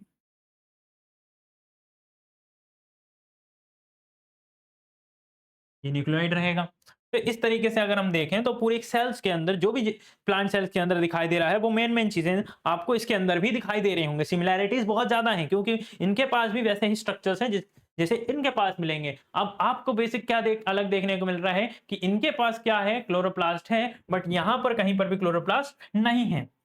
होंगे, इनके पास क्या है, तुम्हारे सेंट्रियोल्स हैं और छोटे वैक्यूल्स हैं, और इनके पास सेल वॉल नहीं है, बट इनके पास सेल वॉल है। ये एक बेसिक स्ट्रक्चर दिखाई दे रहा है। पहला स्ट्रक्चर आप, पहला यहाँ पर देखें आप कि इनके पास क्या है, दो चीजें आपको, पहला तो ये एक गलती ये है कि इनके पास सेल वॉल नहीं है। दूसरा, इनके वैक्यूल्स की बात कर लें, इनके वैक्यूल्स कैसे हैं, लार्ज वैक्यूल्स है। इनके वैक्यूल्स को कंपेरिजन करें तो भाई सब किधर गए इनके वैक्यूल्स, ओके है, अच्छा अच्छा, ये रहे छोटे छोटे वैक्यूल्स। इनके वैक्यूल्स कैसे हैं, छोटे हैं। इनके वैक्यूल साइज की बात करें तो एज कंपेयर टू, हाँ, जिनके इनके वैक्यूल्स में देखो डिफरेंस कितना है। इनके पास क्या नहीं है, सेंट्रियोल्स नहीं है भाई, सब तुम्हारे पास सेंट्रियोल्स कहाँ है, तो इल्ले सेंट्रियोल्स, इल्ले कहीं इधर गया तुम्हारे सेंट्रियोल्स, हमारे पास सेंट्रियोल नहीं है। बोले प्लांट सेल्स के ने मना कर दिया, हमारे पास सेंट्रियोल्स ही नहीं है। हमने पूछा इससे, तेरी सेल वॉल किधर है, बोल ना। तो बोले हमारे पास सेल वॉल, ले, इसके पास सेल वॉल भी नहीं है। तो भाई तेरे पास सेंट्रियोल नहीं है, मेरे पास सेल वॉल नहीं है, हो गया बराबर। तूने सेंट्रियोल रख ले, मैं क्या रख लूंगा, सेल वॉल रख लूंगा। अब ये सेंट्रियोल सेल वॉल्स क्या काम करते हैं, वो हम आगे एक एक सेल ऑर्गेनल्स को कंटिन्यू करेंगे। ओके, अब आता है सर ये कवरिंग की बात करें। अभी तक हमने ये देखा कि इसकी आउटर कवरिंग सेल वॉल है, इसकी आउटर कवरिंग जो है वो प्लाज्मा मेम्ब्रेन है। तो ये जो कवरिंग है वो एग्जैक्टली बनी कैसे और क्या काम करती है, कैसे इसको एरिया प्रोवाइड करेंगे, कैसे इसको शेप देंगे, और कैसे दोनों का शेप अलग अलग है वो कंटिन्यू करते हैं। ओके, अब हमारे पास आता है कि सेल या प्लाज्मा मेम्ब्रेन, सेल मेम्ब्रेन बोल दो, प्लाज्मा मेम्ब्रेन बोल दो, जो भी नाम देना हो वो नाम दे सकते हैं। अब जो सेल मेम्ब्रेन है, also known as plasma membrane, okay, यहाँ से भी क्वेश्चंस काफी पूछे जाते हैं। जो बनी काय की है, सब क्या क्या मटेरियल है जो इसको प्रोवाइड कर रहे होंगे, कौन कौन सी शेप्स हो सकते हैं, क्या क्या बना हो सकता है, वो कैसे रहेगा आपको। ओके, तो कहा जाता है कि जो प्लाज्मा मेम्ब्रेन या सेल मेम्ब्रेन है वो एक प्रोटेक्टिव कवरिंग होती है, वो प्रेजेंट होती है आउटसाइड प्लांट्स में। प्लांट्स में कहाँ होगी, बिलो द सेल वॉल, और एनिमल्स में तो यही आउटर मोस्ट कवरिंग होती है। ओके, ध्यान से सुनना, ये बनी काय की होती है, लिपिड और प्रोटीन की बनी होती है। बोले तो शॉर्ट में बोलना तो लिपोप्रोटीन की बनी होती है। काय की बनी होती है, लिपोप्रोटीन की बनी है। लिपिड और प्रोटीन एक साथ क्या बोलो, इसको लिपोप्रोटीन बोलो। सर इसका स्ट्रक्चर कैसा होता है, तो इसको इसके स्ट्रक्चर को समझाने के लिए अलग अलग मॉडल दिए गए। जैसे डेनियल और डेप्सन का सबसे पहले मॉडल आया था। डेनियल डेप्सन ने कौन सा मॉडल दिया था, डेनियल और डेप्सन ने दिया था सैंडविच मॉडल। उन्होंने कहा था ये दो लेयर्स रहेंगी, एक ऊपर से रहेगी, एक नीचे से लेयर रहेगी। ओके, ऊपर दो लेयर्स में उन्होंने कहा कि एक ऊपर से लिपिड प्रोटीन की लेयर, फिर एक लिपिड प्रोटीन की लेयर, दो ऊपर नीचे से आपको क्या मिलेंगे, 2 लेयर्स मिलेंगे। वो किसका था, डेनियल और डेवसन का था, बट वो इतना ज़्यादा डेवलप्ड मॉडल नहीं था। इसके आगे डेवलप्ड और एक पर्टिकुलर जो हमारे इंपॉर्टेंट मॉडल्स में काउंट किया जाता है, जो बताता है स्ट्रक्चर प्लाज्मा मेम्ब्रेन का, वो है सिंगर और निकोल्सन का। किसका मॉडल, सिंगर और निकोल्सन का मॉडल। किसका, सिंगर और निकोल्सन का मॉडल आता है, जो कब आया था, 1972 में मॉडल आया था, जो एक्सप्लेन करता है एक परफेक्ट स्ट्रक्चर, मोस्टली अच्छे स्ट्रक्चर ऑफ प्लाज्मा मेम्ब्रेन के अच्छे तरीके से स्ट्रक्चर को बताता है। इस मॉडल का नाम पढ़ा था, याद रखना, fluid mosaic model. Okay, fluid mosaic model मतलब एक फ्लूइड की तरह ही इन्होंने एक्सप्लेन किया था इसको, कि एक फ्लूइड मॉलिक्यूल्स है जिसके अंदर क्या प्रेजेंट है, आपके मोज़ेक मॉलिक्यूल्स प्रेजेंटेड हैं। ओके, इन्होंने क्या-क्या मेन पॉइंट्स थे, एक हाइलाइटेड पॉइंट्स याद रखिएगा, इनकी क्या-क्या मेन लाइनें इन्होंने कवर की थी। इनकी आपकी जो प्लाज्मा मेम्ब्रेन होती है, कैसी, फॉस्फोलिपिड की बनी होती है, और फॉस्फोलिपिड जो रहते हैं वो कैसे रहते हैं, बाई लेयर्ड होते हैं। क्या होते हैं, बोले फॉस्फेट और लिपिड्स की बनी होती है, बट कैसी है ये लेयर, बोले बाई लेयर्ड है। बोले बाई लेयर्ड बोले तो कैसे, मतलब एक नीचे से एक लेयर है और एक ऊपर से लेयर है। बोले सर ये चलो, ये तो डेनियल और डेवसन ने भी बोला था, पर थोड़े से अलग तरीके से उन्होंने बताया कि इसके पास, आपके पास क्या, फॉस्फेट और लिपिड्स हैं, और फॉस्फेट लिपिड की क्या है, फॉस्फोलिपिड्स की बाई लेयर है, एक बाहर की तरफ से लेयर मिलेगी और एक अंदर की तरफ से लेयर मिलेगी। इसने एक लाइन अच्छे से याद रखनी कि हाइड्रोफोबिक, देखो हाइड्रोफिलिक वाला जो एंड होता है, हाइड्रोफिलिक जो हेड रहता है इसका, वो कहाँ रहता है, आउटसाइड रहता है, और हाइड्रोफोबिक टेल जो रहती है वो कैसी रहती है, इनसाइड रहती है। ओके, यहां ध्यान से देखो कि अगर मेरे पास ये क्या है, एक स्ट्रक्चर है जिसके पास आपको देखो ये रही इसकी टेल और ये रहा इसका हेड। ओके, हेड और टेल दिखाई दे रही, तो ये हेड और टेल में आप देखें तो ये दो चीजें दिखाई दे रही हैं आपको। ओके, हेड और टेल में ये कौन सा वाला है इसका, ये है इसका हाइड्रोफोबिक।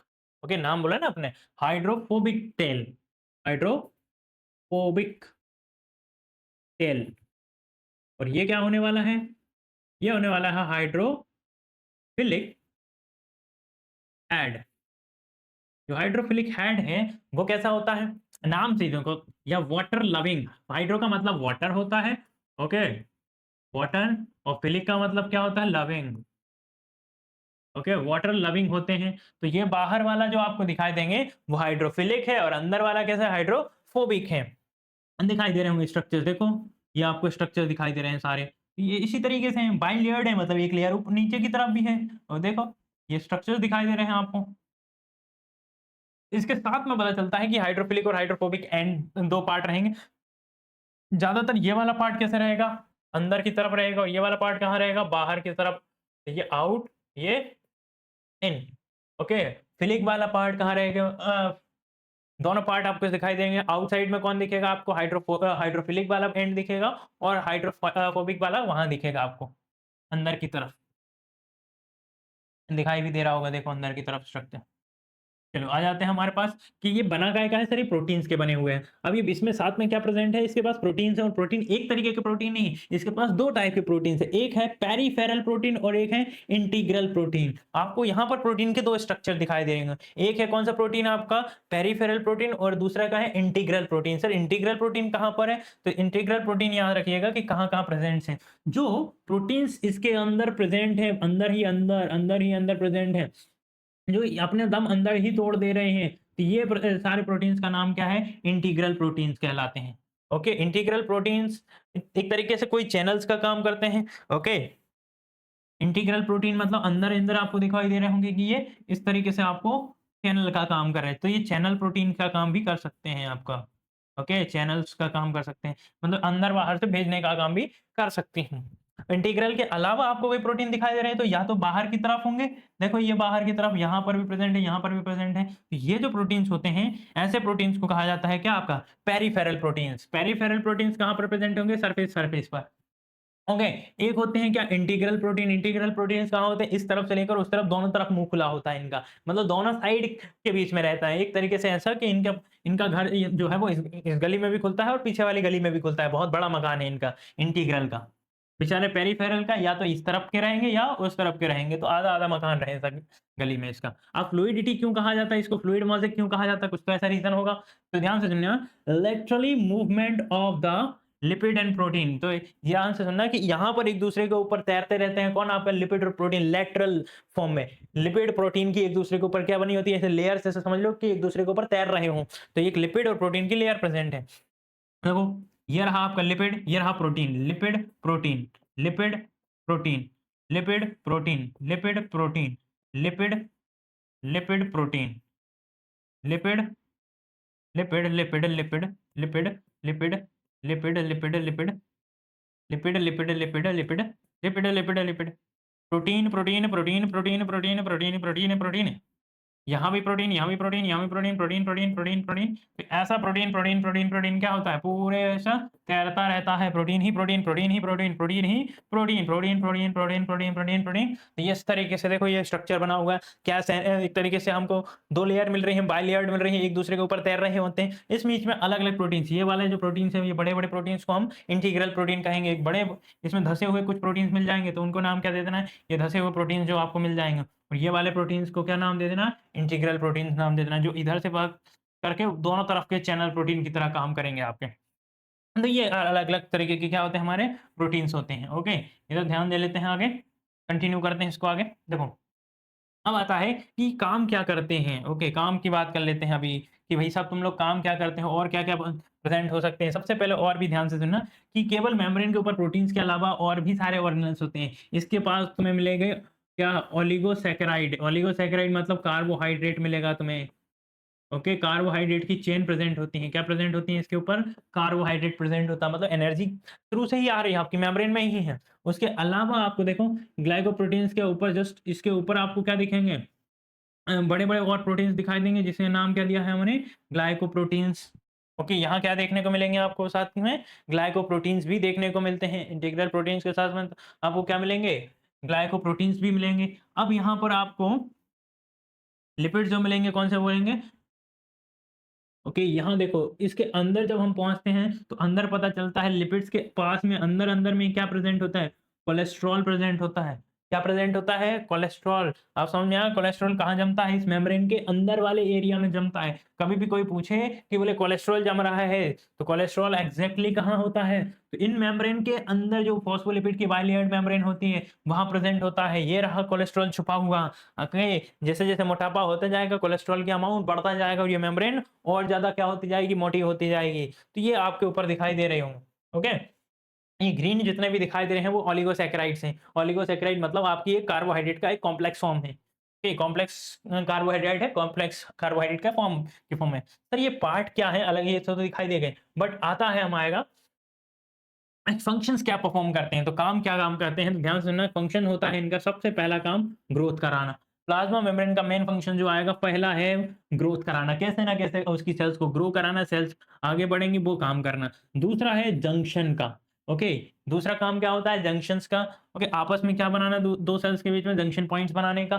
कई बार ये जंक्शंस का काम करता है, एक मीटिंग पॉइंट बन जाता है, जंक्शन पॉइंट बन जाता है। और तीसरा काम होता है ये सिक्रीशन का काम भी करता है। क्या करता है, कई चीज़ों को सिक्रीट करता है। क्योंकि यहाँ पर ही देखो इसके पास क्या है, ओलिगोसैकेराइड है, ग्लाइकोप्रोटीन है, ग्लाइकोलिपिड्स प्रेज़ेंट हैं, फॉस्फोलिपिड्स प्रेज़ेंट हैं, कोलेस्ट्रॉल तो प्रेज़ेंट है। और यहाँ पर देखो हाइड्रोफोबिक अल्फा हेलिक्स प्रेज़ेंट होते हैं।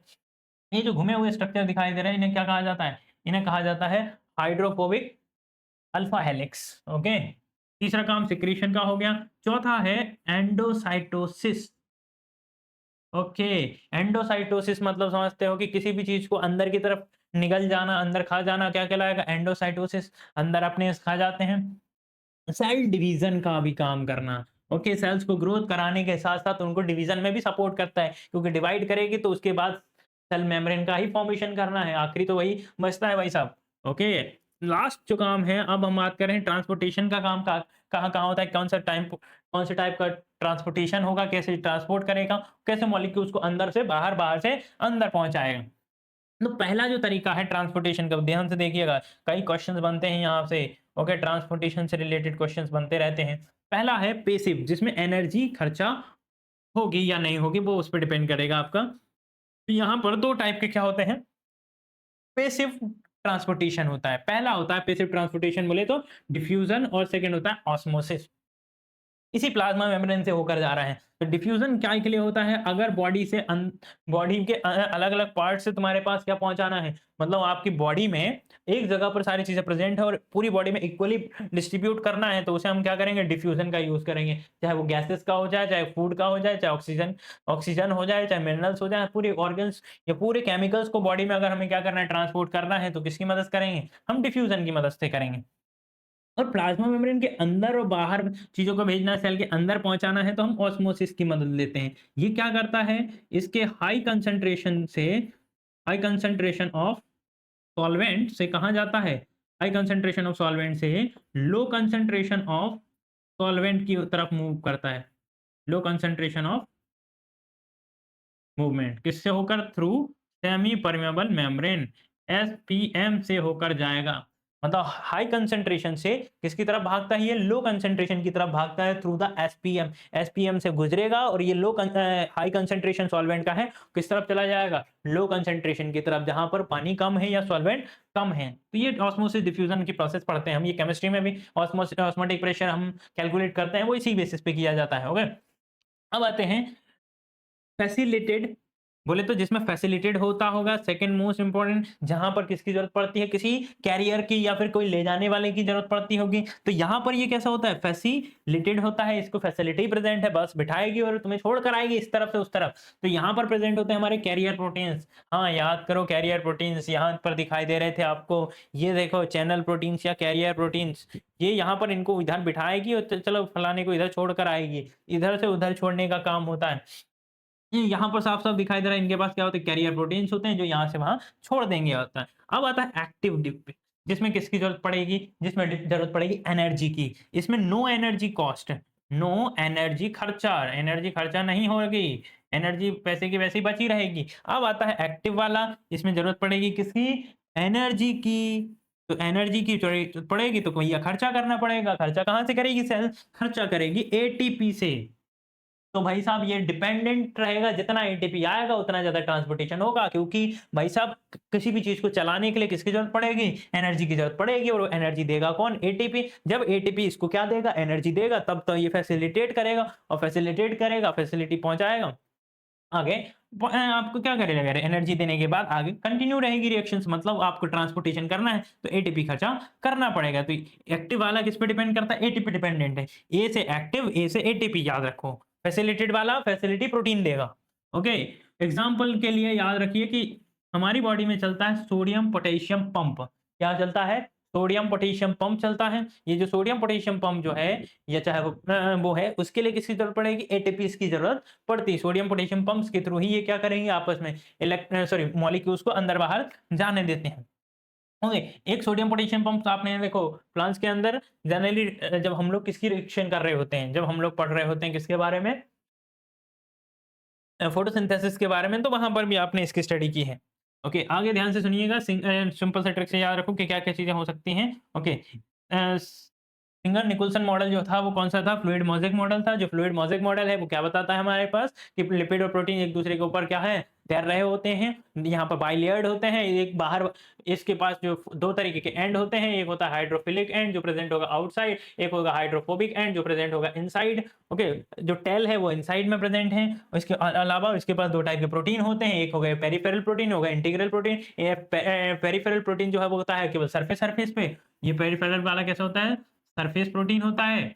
और इंटीग्रल प्रोटीन जो होता है वो बोथ साइड में प्रेजेंट होता है, दोनों तरफ रहेगा, ऊपर नीचे दोनों, मतलब दोनों चैनल की तरह काम करता है। यही काम अपने फैसिलिटेड प्रोटीन की तरह काम करने लग जाएगा। और हमारी ये प्लाज्मा मेम्ब्रेन फ्लूइड की तरह ही तो है, साथ में कई और फंक्शन परफॉर्म कर रही है। क्या क्या फंक्शन परफॉर्म कर रही है? ग्रोथ का कर रही है, जंक्शन पॉइंट बना हुआ है किसी अंदर बाहर जाने के लिए, सिक्रेशंस का काम कर रहे हैं, एंडोसाइटोसिस भी कर रही है, और साथ में डिवीजन तो करना ही होता है। तो ऐसे 5 काम तो पकड़ के रखे हुए हैं हमारी प्लाज्मा मेम्ब्रेन ने। ओके, ट्रांसपोर्टेशन भी कर रही है। ट्रांसपोर्टेशन तो 3 तरीके से हो रहा है आपके पास। ओके, तीनों तरीके आपने देख लिए हैं यहाँ पर। अब जो आता है हमारा इस इन सब का, वो होता है आपका सेल वॉल। ओके, सबसे ज्यादा अगर हम देखें अभी तक लास्ट टॉपिक पद तक पहुंच गए इस पार्ट के हम, वो है हमारा सेल वॉल, जो बताता है क्या? कि केवल हम लोग प्रेजेंट है किसके अंदर? हम लोग प्रेजेंट हैं ज्यादातर प्लांट सेल्स के ऊपर।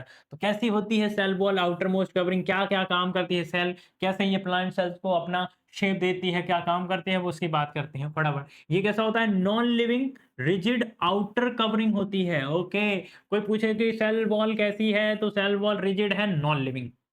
पहली बात, लिविंग के ऊपर नॉन लिविंग की लेयर है ये।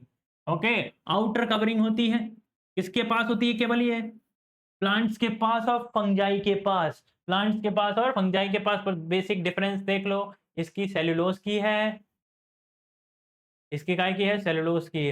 भाई सब तुम्हारी काय की है, तो ये लोग बोलते हैं हमारी काय की है, इनकी है किसकी, इनकी है काइटिन की, इनकी काइटिन की है, इनकी सेल्यूलोज की। दोनों में बेसिक डिफरेंस पता चल गया हमें। क्या काम करता है, तो ध्यान से देखना। पहला काम होता है शेप देना, दूसरा काम है शेप देकर क्या ही काम करेगा, प्रोटेक्ट करना। तीसरा काम आपस में इंटरेक्ट करवाना, तीसरा काम इंटरेक्शंस का है।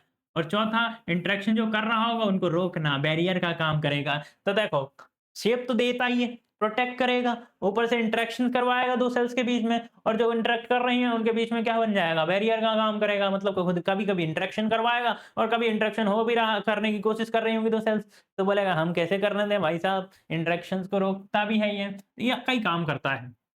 फिर बना काय का होता है, तो ध्यान से सुनिए, इसके कंपोजिशन की बात कर लें तो ये एल्गीज की बात करते हैं। एल्गीज का काय का होता है, तो एल्गीज में सेलुलोज का बना होता है। सेलुलोज के ऊपर आपको क्या होता है, गैलेक्टेंस के साथ में मिलेगा। गैलेक्टेन के साथ में इसके पास क्या होता है, मेनेंस रहेगा और CaCO3, मतलब ये अलग अलग मटेरियल्स का बना हुआ है। तो एल्गीज में सेलुलोज तो मेन है ही। ओके, सेलुलोज के अलावा क्या क्या है, तो सेलुलोज प्लस कर दो, सेलुलोज के साथ में क्या प्लस कर दो, सर इनके पास क्या होता है, गैलेक्टेंस भी होते हैं, गैलेक्टेंस होते हैं, गैलेक्टेंस के साथ में और भी प्लस ऐड कर देते हैं। चलो गैलेक्टेंस के साथ, इनके साथ मेनेन के साथ करते हैं, मेनेन, मेनेन्स के साथ में ये लोग क्या करते हैं, थोड़ा सा चूना लगा लेते हैं, तो CaCO3 का भी काम करते हैं। तो इतने सारे सेल्स टाइप जो है वो मिलकर क्या बनाएगा आपको, ये सब लोग मिलकर केवल आपकी एल्गीज की सेल वॉल बना रहे होते हैं। बट जो हायर प्लांट्स होते हैं वो इतने सारे कॉम्प्लिकेशंस में नहीं जीते हैं। ये लोग क्या करते हैं, सबसे पहली चीज लेते हैं सेलुलोज। पहली क्या लेंगे आपका, सेलुलोज तो मेन है, हायर प्लांट्स में हो चाहे किसी में हो, सेलुलोज तो मेन है। अब आता है उसका आधा सेलुलोज, तो क्या कहेंगे अपन, hemicellulose. Hemicellulose present होगा, ये हेमी सेलुलोज लेंगे। फिर हेमी सेलुलोज के साथ में ये क्या लेते हैं, ये लोग लेते हैं आपका पैक्टिन। क्या लेंगे, पैक्टिन्स लेंगे। उसके बाद देंगे ये प्रोटीन्स। तो ये सब लोग मिलाकर क्या बना देंगे आपका, ये सब मिलकर एक सेल वॉल का फॉर्मेशन करेंगे, जो रिजिड स्ट्रक्चर बना लेगा, तरीके से कंप्लीट स्ट्रक्चर बना लेगा, उसको ढक लेगा। और ये क्या देगा, एक तो शेप, प्रोटेक्शन, इंटरेक्शन, बैरियर का काम करेगा। Shape, protection, interaction and barrier का काम, चार मेन काम करवाना है। ओके, चलो इधर ध्यान से देखना। मिडिल लैमेला की बात करें तो इसका जो मिडिल लैमेला होता है वो कैसा होता है, कैल्शियम पैक्टेट का बना होता है। क्या सा बना होता है, कैल्शियम पैक्टेट का बना होता है। और ग्लू सेल्स इनमें प्रेजेंट होती हैं, कौन सी, ग्लू सेल्स प्रेजेंट होती हैं। कौन सी सेल्स प्रेजेंट होती हैं, ग्लू सेल्स में। ओके, तीसरा है प्लाज्मोडेस्मेटा। अब ये प्लाज्मोडेस्मेटा जानते हो क्या होता है, तो प्लाज्मोडेस्मेटा कुछ नहीं है, बस एक समझ लो कि ब्रिज है, कनेक्टिंग ब्रिज है। मान लो मेरी दो ये अलग अलग सेल्स हैं, इन सेल्स को आपस में चिपकना है, आपस में इन दोनों को अपना चीजें एक दूसरे में क्या करनी है, ट्रांसपोर्ट करनी है, एक दूसरे से मीटिंग करनी है। तो कैसे कर सकते हैं भाई साहब, ये तो सेल वॉल आ जाएगी बीच में, इसकी सेल वॉल इसके सेल वॉल आ जाएगी, तो मतलब इसकी चीजें इसके अंदर डालूं कैसे, इसकी चीजें इसमें जैसे जाएंगी। तो इसके लिए ये लोग क्या करते हैं, आपस में ब्रिज बनाते हैं। क्या बनाते हैं, ब्रिज बनाते हैं। सुनो भाई कैसे बनाते हैं, सुनो। ये हो गई सेल, पहली सेल की सेल वॉल, फिर ये तो हो गई अंदर से सेल, और ये हो गई दूसरी सेल। ओके, इन दोनों सेल्स को आपस में क्या करना है, क्या किसकी जरूरत है भाई साहब, किसकी जरूरत है, देख लो, आपस में जुड़ने की जरूरत है। तो जुड़ने के लिए ये लोग क्या करेंगे, तो जुड़ने के लिए आपस में कुछ जगह को हम लोग मिटा देते हैं। तो ये कुछ जगह को अपनी सेल वॉल को आपस में, अरे अरे ज्यादा नहीं मिटाना था, अपनी कुछ सेल्स वॉल्स को क्या कर लेगी, आपस में जोड़ लेती है। ये सेल वॉल जोड़ ली इसने, तो ये देखो सेल वॉल जुड़ गई इसकी आपस में। ये सेल वॉल जुड़कर इन्होंने क्या बना लिया, कनेक्शन बना लिया है कि तेरा साइटोप्लाज्म मेरे पास, तेरा प्लस मेरे पास, आपस में क्या करते रहेंगे, साइटोप्लाज्म इनटेक आउटेक करते रहेंगे, कभी अंदर कभी बाहर, कभी अंदर कभी बाहर। तो आपस में साइटोप्लाज्म का एक्सचेंज चल रहा है। तो ये एक्सचेंज काय के थ्रू करते हैं, प्लाज्मोडेस्माटा के थ्रू करते हैं। अब ये जो साइटोप्लाज्मिक कनेक्शन से, साइटोप्लाज्मिक कनेक्शन मतलब साइटोप्लाज्म को एक्सचेंज करने के लिए भाई लोगों ने एक क्या किया, जॉइंट मिक्सचर्स बनाए, यही आपका क्या है, प्लाज्मोडेस्माटा है। समझ में आया प्लाज्मोडेस्माटा क्या है? दोनों के बीच में साइटोप्लाज्म को एक्सचेंज करने के लिए, अपने साइटोप्लाज्म को एक्सचेंज करने के लिए कनेक्टिंग लिंक बना दी गई, एक ब्रिज बना लिया गया। ओके, सारी जनता लड़ती रही और आपस में इन लोगों ने क्या बना लिया, दोस्ती बना ली। तो यही तो प्लाज्मोडेस्माटा है मेरे भाई। अब आता है सेल वॉल के बारे में कि सेल वॉल क्या होता है, ये समझ लो कि बाहर से सीमेंटेड होती है। सीमेंट समझ लो कि क्या करती है, एक तो रिजिड है, क्योंकि रिजिड है, आउटर मोस्ट कवरिंग है। एक चैनल का काम करती है। चैनल कौन का काम है, प्लाज्मोडेस्माटा। तो आपको स्ट्रक्चर दिखाई दे रहे होंगे कि ये रही आपकी मेम्ब्रेन, ये तो प्लाज्मा मेम्ब्रेन होगी। तो आपको ये जो स्ट्रक्चर दिखाई दे रहे हैं, यही हमारा क्या है, यही हमारे सेल वॉल का स्ट्रक्चर होगा। अब सेल वॉल के स्ट्रक्चर में आपको ये अलग-अलग स्ट्रक्चर्स दिखाई दे रहेंगे। ओके, यही स्ट्रक्चर्स किसके हमारे पास, मिडल इसका मिडल स्ट्रक्चर है, मिडल लैमेला है, मिडल लैमेला पैक्टिन का बना हुआ है। ये सारे पार्ट्स आपस में इंटरेक्ट करेंगे और ये पूरे दोनों मिलकर आपका क्या बनाते हैं, सेल वॉल का फॉर्मेशन करते हैं। अब आते हैं इन सब जितने भी अभी तक टॉपिक्स पढ़े, बहुत ज़्यादा टॉपिक्स हो जाते हैं, तो इसके रिलेटेड थोड़े-थोड़े से क्वेश्चन्स हमें ट्राई करता हूँ। फटाफट देखिएगा कुछ इंपॉर्टेंट पीवाईक्यूज़ क्या-क्या हैं। पीवाईक्यू जो छोटे शॉर्ट में पूछे जाते हैं, ध्यान से सुनना क्या-क्या है। ओके, पहला है who discovered the living cell first? तो एंटोनी वॉन लीवेनहॉक, आँख बंद करके लगा दो मेरे भाई। न्यूक्लियस वाज डिस्कवर्ड बाय, भूरा याद करो, रॉबर्ट भूरा। Cell theory was proposed by S Schleiden and so on. Okay, modern वाली किसने दिया थी, वर्शियो ने दी थी। ओमनी सेल्युलर ई सेल्युलर was stated by, okay Hooke तो दी नहीं सकता, वर्च्यू ही था, क्योंकि इसने 1665 में डेड सेल्स के बारे में बताया, इसने कितने बारे में बताया, न्यूक्लियस के बारे में बताया। ये स्लीडन ने क्या, स्लीडन ने क्या किया था, प्लांट सेल बताई थी और सेल थ्योरी में पार्टिसिपेशन था भाई का। Limitations of original cell theory, original cell theory जो इन लोगों ने दी थी, उनकी क्या गलती थी। Plant not included, animals included दिए थे भाई, प्लांट्स को किसने दिए थे, स्लीडन ने दिया था, एनिमल्स वन ने दिए थे। Okay, origin of the new cells don't explain, origin of नई सेल्स का फॉर्मेशन नहीं बताया था इनने, हाँ ये सही है। Prokaryotes are not consider, prokaryotes की तो बात ही नहीं हो रही थी उस समय सेल्यूलर। तो गलती क्या थी इनकी, ये रही सबसे बड़ी गलती। ओके, तो ऐसे ही बहुत सारे और क्वेश्चंस अगर आपको करने हैं तो फटाफट डिस्क्रिप्शन देखें। डिस्क्रिप्शन में मैंने कम से कम और क्वेश्चंस इसी तरीके से और अच्छे-अच्छे क्वेश्चंस प्रैक्टिस करने के लिए तुम्हारे लिए डाल कर रखे हैं। और बाकी सारे वीडियोस कंटिन्यू, अभी इसके आगे पूरा चैप्टर बाकी है जो नेक्स्ट पार्ट में कवर करने वाला हूँ। सी यू टुमारो, सब्बा खैर, मिलते हैं।